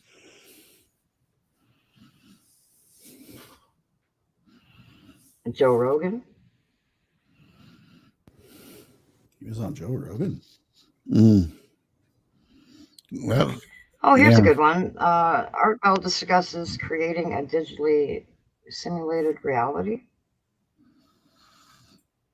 But we can't see who he does it with. Maybe that was Joe Rogan. All right, well, let's flip it for a second, Jim, and let's forget about whether we're in a matrix. Oh, Jim Aldridge. But we are, Okay. I'll say it again, advancing so quickly that if you look at the last 50 years and project, I don't know, 300 years from now, we might well be in a position to be gods ourselves and to create a world with living, conscious, aware entities that may or may not have a soul, depending on whether you think that when you attain AI, the soul comes along with it, or what we call the soul. What would be the ethical arguments about us creating such a world ourselves? Well, it gets a little bit far away from my. I know it does, but why not? I mean, you're already far away from a lot of standard stuff anyway, so take the jump. Yeah, I guess I don't. I mean, the ethical argument is, let's not destroy the planet. And so if we can, create something that is self-sufficient, that works in a holistic way with the rest of the planet, I don't see a problem with it. Yes, there are going to be dangers to that kind of thing. Somebody may subvert the program and create a Skynet, but no, but this might be so small, Jim, that it would be something you wouldn't even really see. I mean, it would be digital. It would be not real in a way. Digital version of an ant farm. We would, yes, that's right. That's right. We would be creating a world, and the beings in that world, the little digital beings in that world who had awareness and artificial intelligence or intelligence, why not just use that word, and free will. They could throw the packets around in their little world any way they wanted to, and we could sort of just watch, and we could either make rules or not make rules for them. And I mean, what would be the ethics of doing that? We may be able to do it, but would it be ethical? Probably. It doesn't seem like it. Yeah, I don't know. To me, I don't see much wrong with that. Again, I don't see the harm in it, and so maybe that's where my lack of experience with ethics comes in. But I don't view something that has a little harm to the greater good to be something that's unethical. So what? So we create some AIs that interact with each other. I mean, we do that now. They're just not quite as sentient as what you're talking about. Well, yeah, I'm talking about the stock market is driven something like 80% by AIs these days. I know. So that's what I mean. We're moving this way anyway. So if you could imagine that we are a digital construct by whoever, then we will eventually get to that place ourselves and become gods if we wish to be, and create little worlds that are self-sufficient or destroy themselves, or I don't know. We can sit back and watch the game, see what happens. Mm-hmm. I mean, I think it'd be pretty interesting if it's managed in a responsible way. And simply by saying it or performing a few, well, let's say miracles. That's really a good word, like parting the little digital sea that we've created, or I don't know, creating a god for them to see, who then would go away and promise to come back someday, or something like that. I'm going to get in so much trouble. Oh, we would see ourselves in that kind of scenario, wouldn't we? It sounds very similar to what our own experiences are. Yes, sir. And as we become adept at manipulating digital worlds, and we are getting pretty adept, and boy, another 300 years, and what do you think? Well, there's another direction we could be heading to. I mean, and I think that's very likely what you're describing, that we're going to create these kinds of AIs and experiment with them and watch them interact with each other and yes. so forth. Yes. I don't know that they will still be sentient in the sense that we are. Because there was a good paper written recently by I can't remember the name of the individual. It was doesn't matter as long as they think they're sentient. Well, do they? I mean, can they think, or are they just following rules? I mean, as long as AI never really has true consciousness or awareness, it's always just going to be somewhat different. But why do you suppose that? You sound like you don't think AI will attain consciousness. And I'm saying, why not figure that when you get to AI, you get to consciousness? Because that goes back to that argument about, is consciousness an emergent property of complexity of computation, or does consciousness come first? And I just believe from all of the other evidence that I've been talking about that consciousness is really first. If consciousness weren't first, you wouldn't have things like OBEs and NDEs and mystical experiences and things like that. So I think the evidence is strong that consciousness is primary, not emergent from the brain. So therefore, consciousness is probably not going to be emergent from silicon either, or from a complex computational system. Well, maybe. Does your digital reality theory explain what I think most of the audience knows to be the Mandela effect? It does, actually. Are you familiar with the recent example of that, the Berenstain Bears? Oh, yes. Yeah, that was fascinating to me. And I just checked with a whole bunch of friends of mine. Most of them said they remember it, as do I, being called Berenstain, spelled S-T-E-I-N. That's right. But if you Google it now, everything is spelled S-T-A-I-N, and it's pronounced Berenstain Bears. Glitch. That to me might be kind of the smoking gun of this whole thing. And the way it could possibly work is, imagine that you have this simulation of sorts, and it goes down a certain path. And there's data that's created in a simulation. We all have data that's in our brains. We have data that may be in a kind of a sticky environment that we retain as we go from life to life. And data that we kind of store away from experiences. Yes. And there are these artifacts in the world, artifacts like books and records in the Google index and things like that. So we've gone down this path, we've created all this stuff. And then for some reason, God, the system, all that there is, the universe, whatever we want to call it, has replaced some of those artifacts with Berenstain. They replaced Berenstain with Berenstain. And so now we're all baffled because what we have in our conscious recollection, they didn't replace all the artifacts. We still have in our memories the old thing, but the other artifacts in this, quote, reality learning lab have been replaced. So the model explains it really well.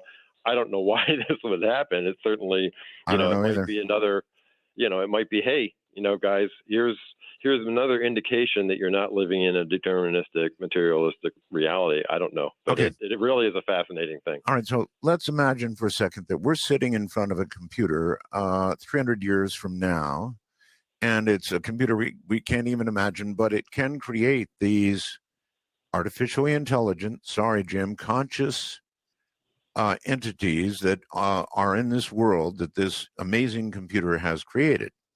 But all of a sudden, the very worst happens, and it blue screens. Mm-hmm. Oh, damn, we don't have it backed up. Well, what happened to those intelligent, conscious beings that were running around in that packet tossing world? They're suddenly gone, and there's no backup. And right. and so a body might say, well, yeah, but they're not really gone because, well, energy is never really eradicated. It's still somewhere. Yeah, I'm not too sure about that. I mean, well, that gets to the whole thermodynamics argument about whether information can actually be created or destroyed. And isn't that what we say about ourselves when we die? We go on because we're beings of energy, right? And energy goes on. The word energy, I think, is used in a different context there, and I think that this bigger system does have backups. It does have all of our history. It has, the quote Akashic record or whatever. It has everything that we've ever experienced is there, which is why we can tap into it at times. So it's all there. So yeah, if in the current reality we blue screen by getting into a car accident, we live on because our history is still there, and we can even look back on our life, which is what people experience when they do have those near-death experiences. They look back and they replay that backup, if you will. So it all kind of follows. Well, I'm playing devil's advocate tonight and going way out further on a limb than you are, and I'll get some terrible email, but I don't care. It's kind of fun exploring the possibilities. It is. And, I do consider them to be possibilities, frankly.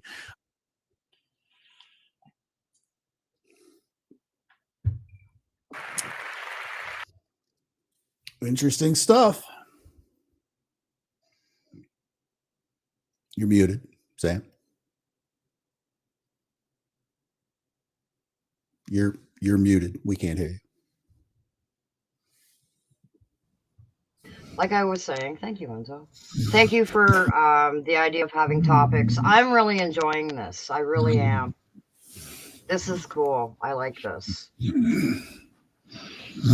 Speaking of topics, if you don't mind, I put something in the green room. I just thought, since we've been talking all about coast to coast, and I just looked it up and said, well, what the heck's going on? And it looks like they got a good show on tonight. It's going to be George Knapp. First half talking about the serial killer next door, and the guy who wrote a book on this stuff. And then the second half will be the Rendlesham UFO incident. So, and it's George Knapp. So just anybody listening out there, if you have anything to do, that's probably going to be a good George one. who? George George Knapp. who? Jeremy Knapp. Corbell's boyfriend? Did I say that out loud? That really annoys me that he's mixed up with that guy. Because prior to that, I was like, I kind of like George Knapp because I feel like he does a great job. I did too. His Sunday show on Coast to Coast. Yes, I was watching, listening to that, but I don't know.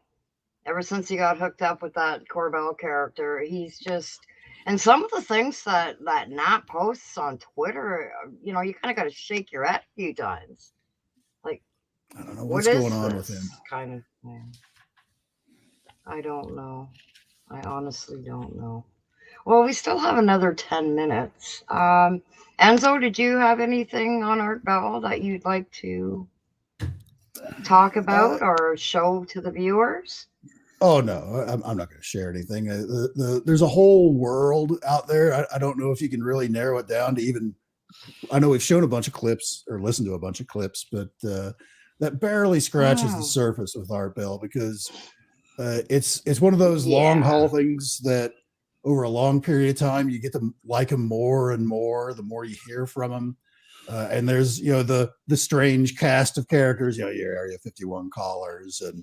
That's a very good Time point. Traveler Hotline and Madman Barkham and Mel's Hole and You're right. That's Father an Malachi exceptional Martin. All of those great shows. That actually, I was reading a thing where it said that he covered up Mel's Hole.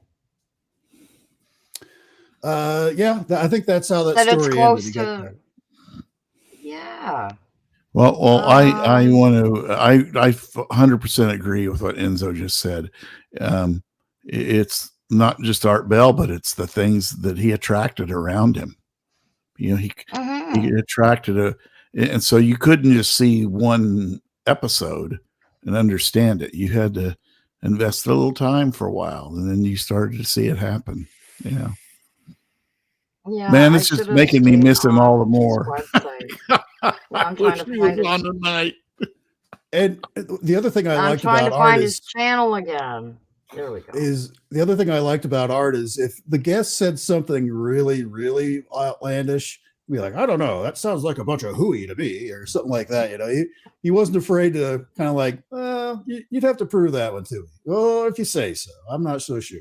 Those kind of things. It wasn't like he just gave them an open mic and stepped away, like other people do, and questioned them. Right. Like I always kind of listened to whenever Major Ed Dames would be on because I hated it because he was always wrong. And Art Bell would even introduce him like that. It's like, oh, he was supposedly, if anyone's not familiar with Major Ed Dames, supposedly part of the whatever that Looking Glass or Stargate or whatever the government thing was that was dealing with remote viewers and stuff like that. And he would always remote view stuff for the show about things that were like in the news or something like that.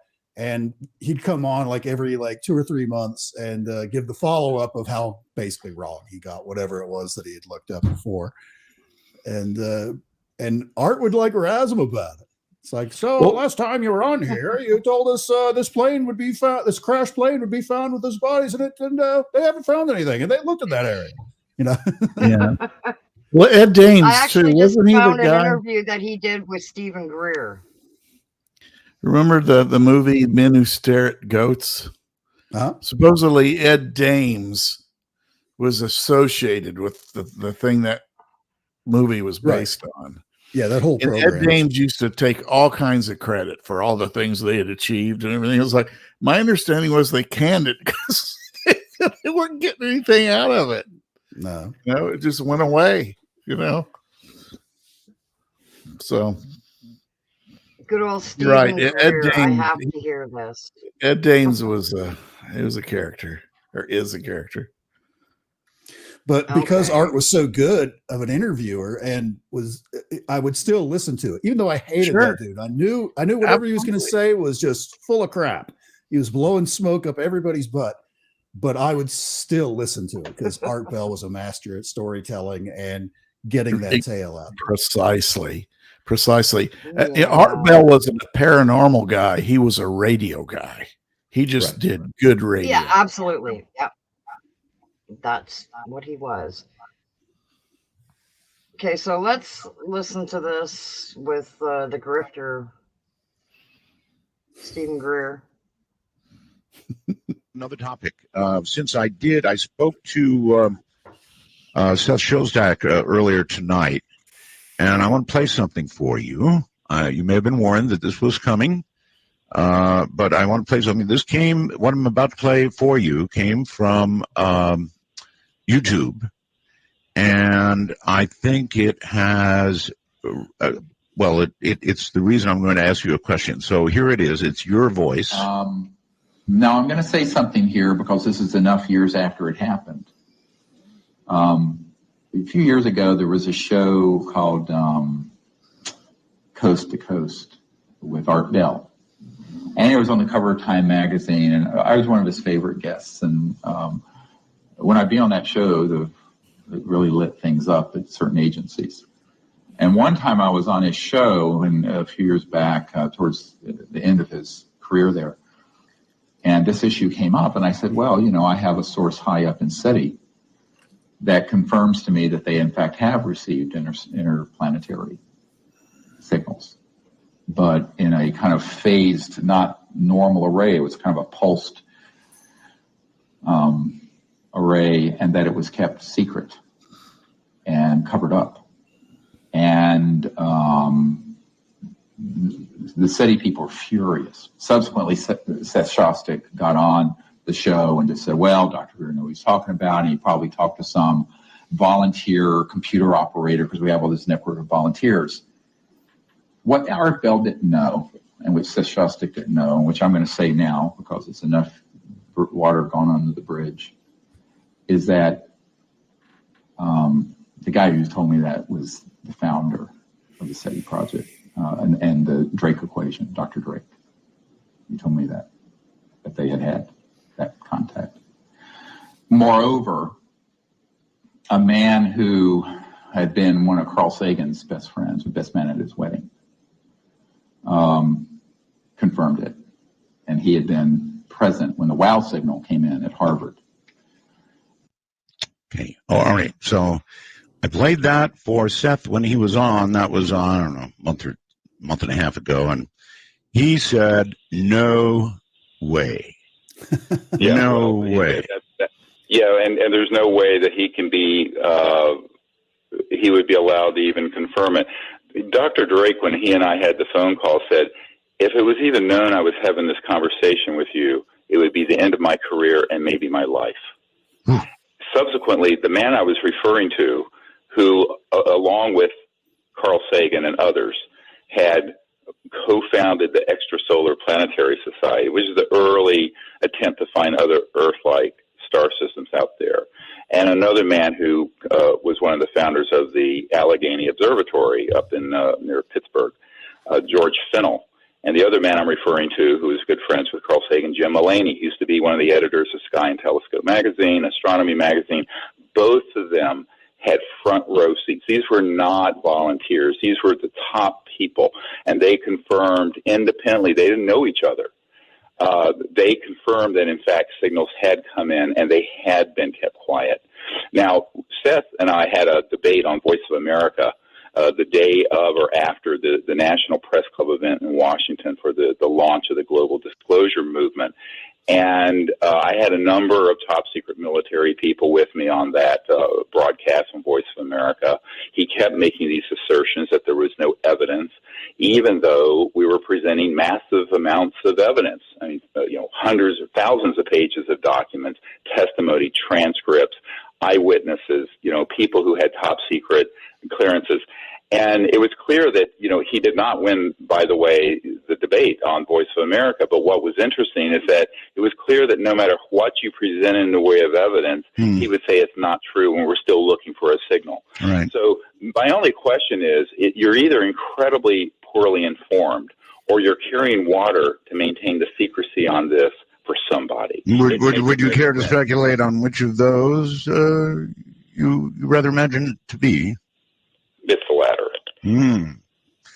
Well, he's certainly an intelligent person. Yes, and, he is. You know, these names I just gave you, George Fennell, Jim Mulaney, Dr. Drake himself, the Drake equation.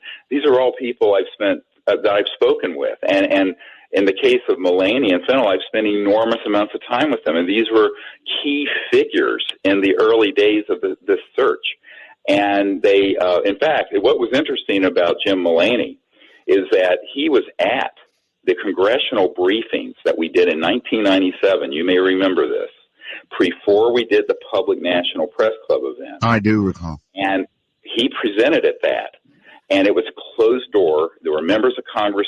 There were chairmen of committees there. There were people from the vice president and president's office at that time. It was Bill Clinton and Al Gore. There were all these people. It was at the Georgetown Westin Hotel. We had a dozen or so top secret folks there presenting. One of them was Jim Mulaney. He got so much heat after that. He wrote me a note and said, he says, you are absolutely on the right track. All of this is true.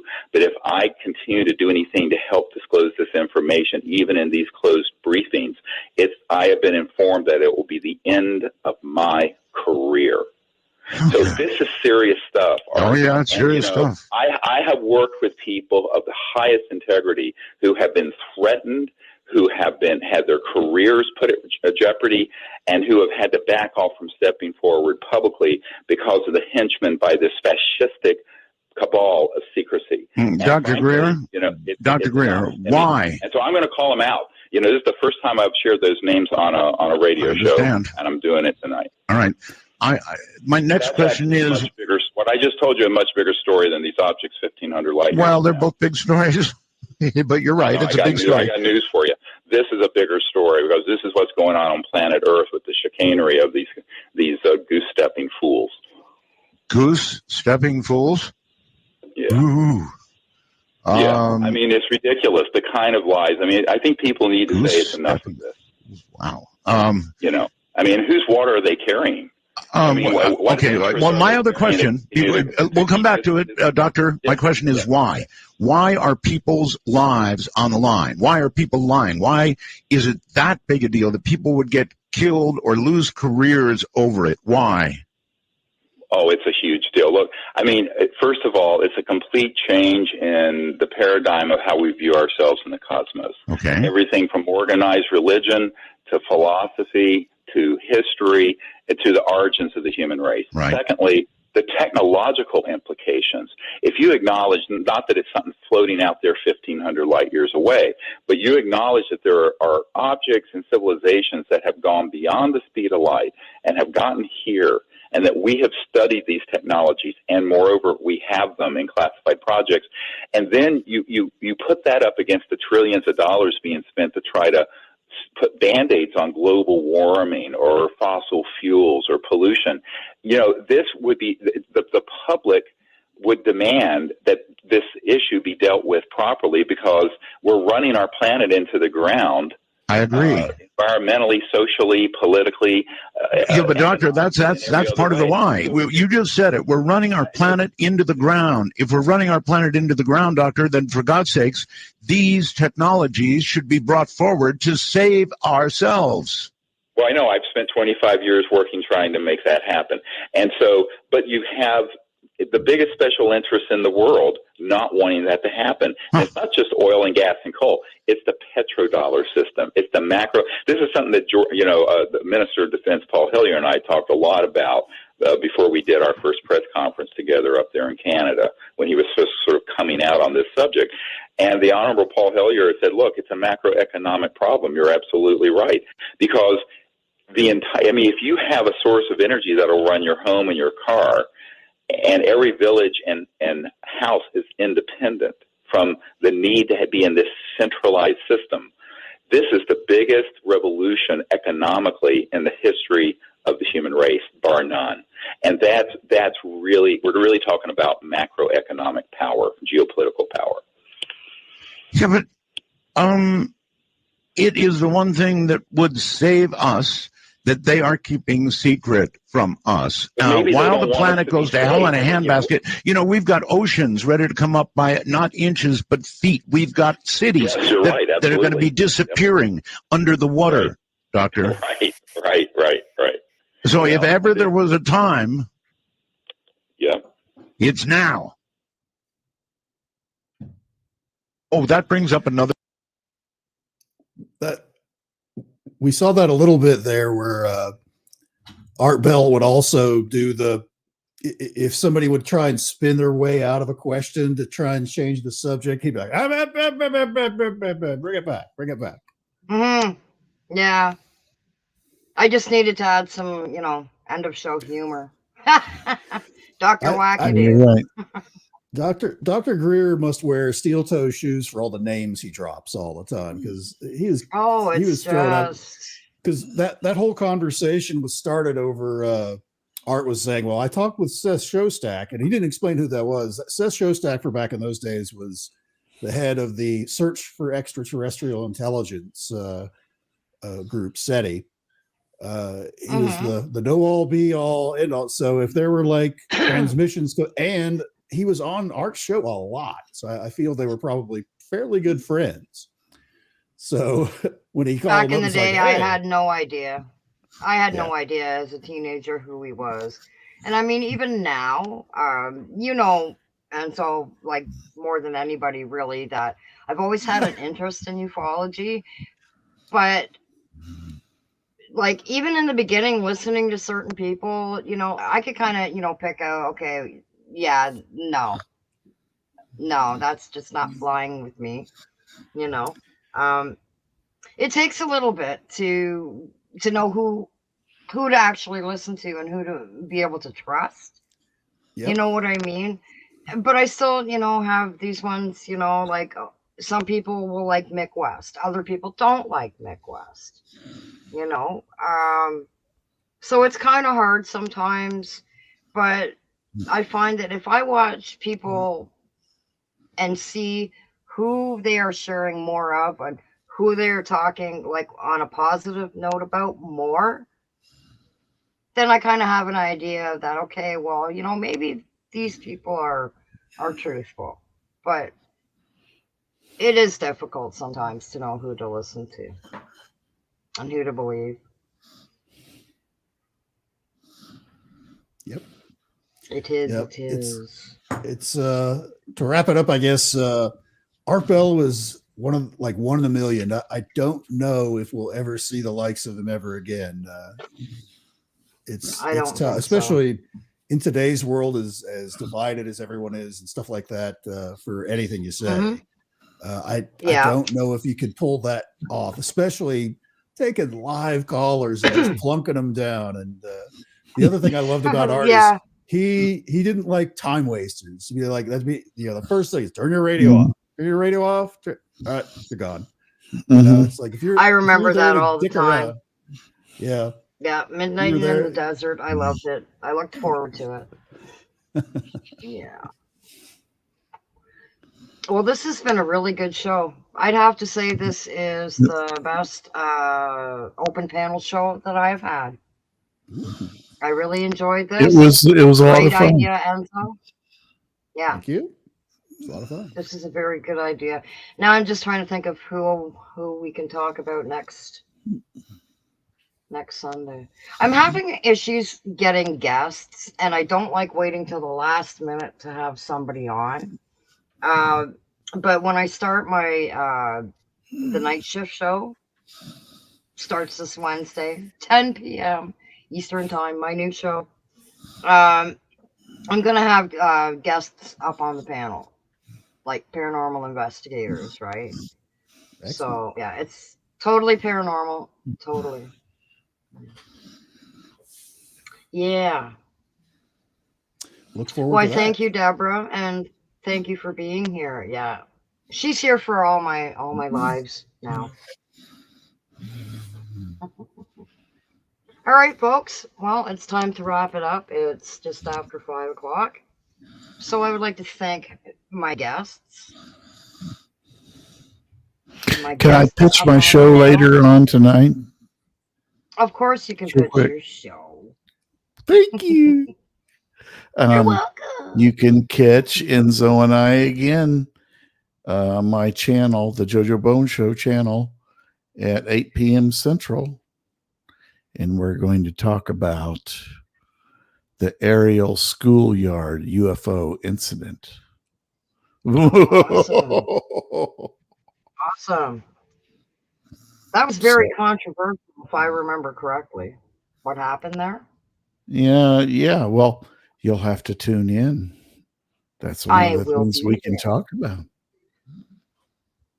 I will be there. Okay, folks. Thank you, everybody in the chat. It's been fun. It really It has has been fun. been. I really enjoyed this. It has Yes. been. And hopefully we will see some of you on my new show on Wednesday, 10 p.m. That'll be Eastern fun. time. Be there or be I'll be square. watching. What's that? I'll be watching. All right. Have a good one, folks. I'm out of here. Peace. Bye-bye.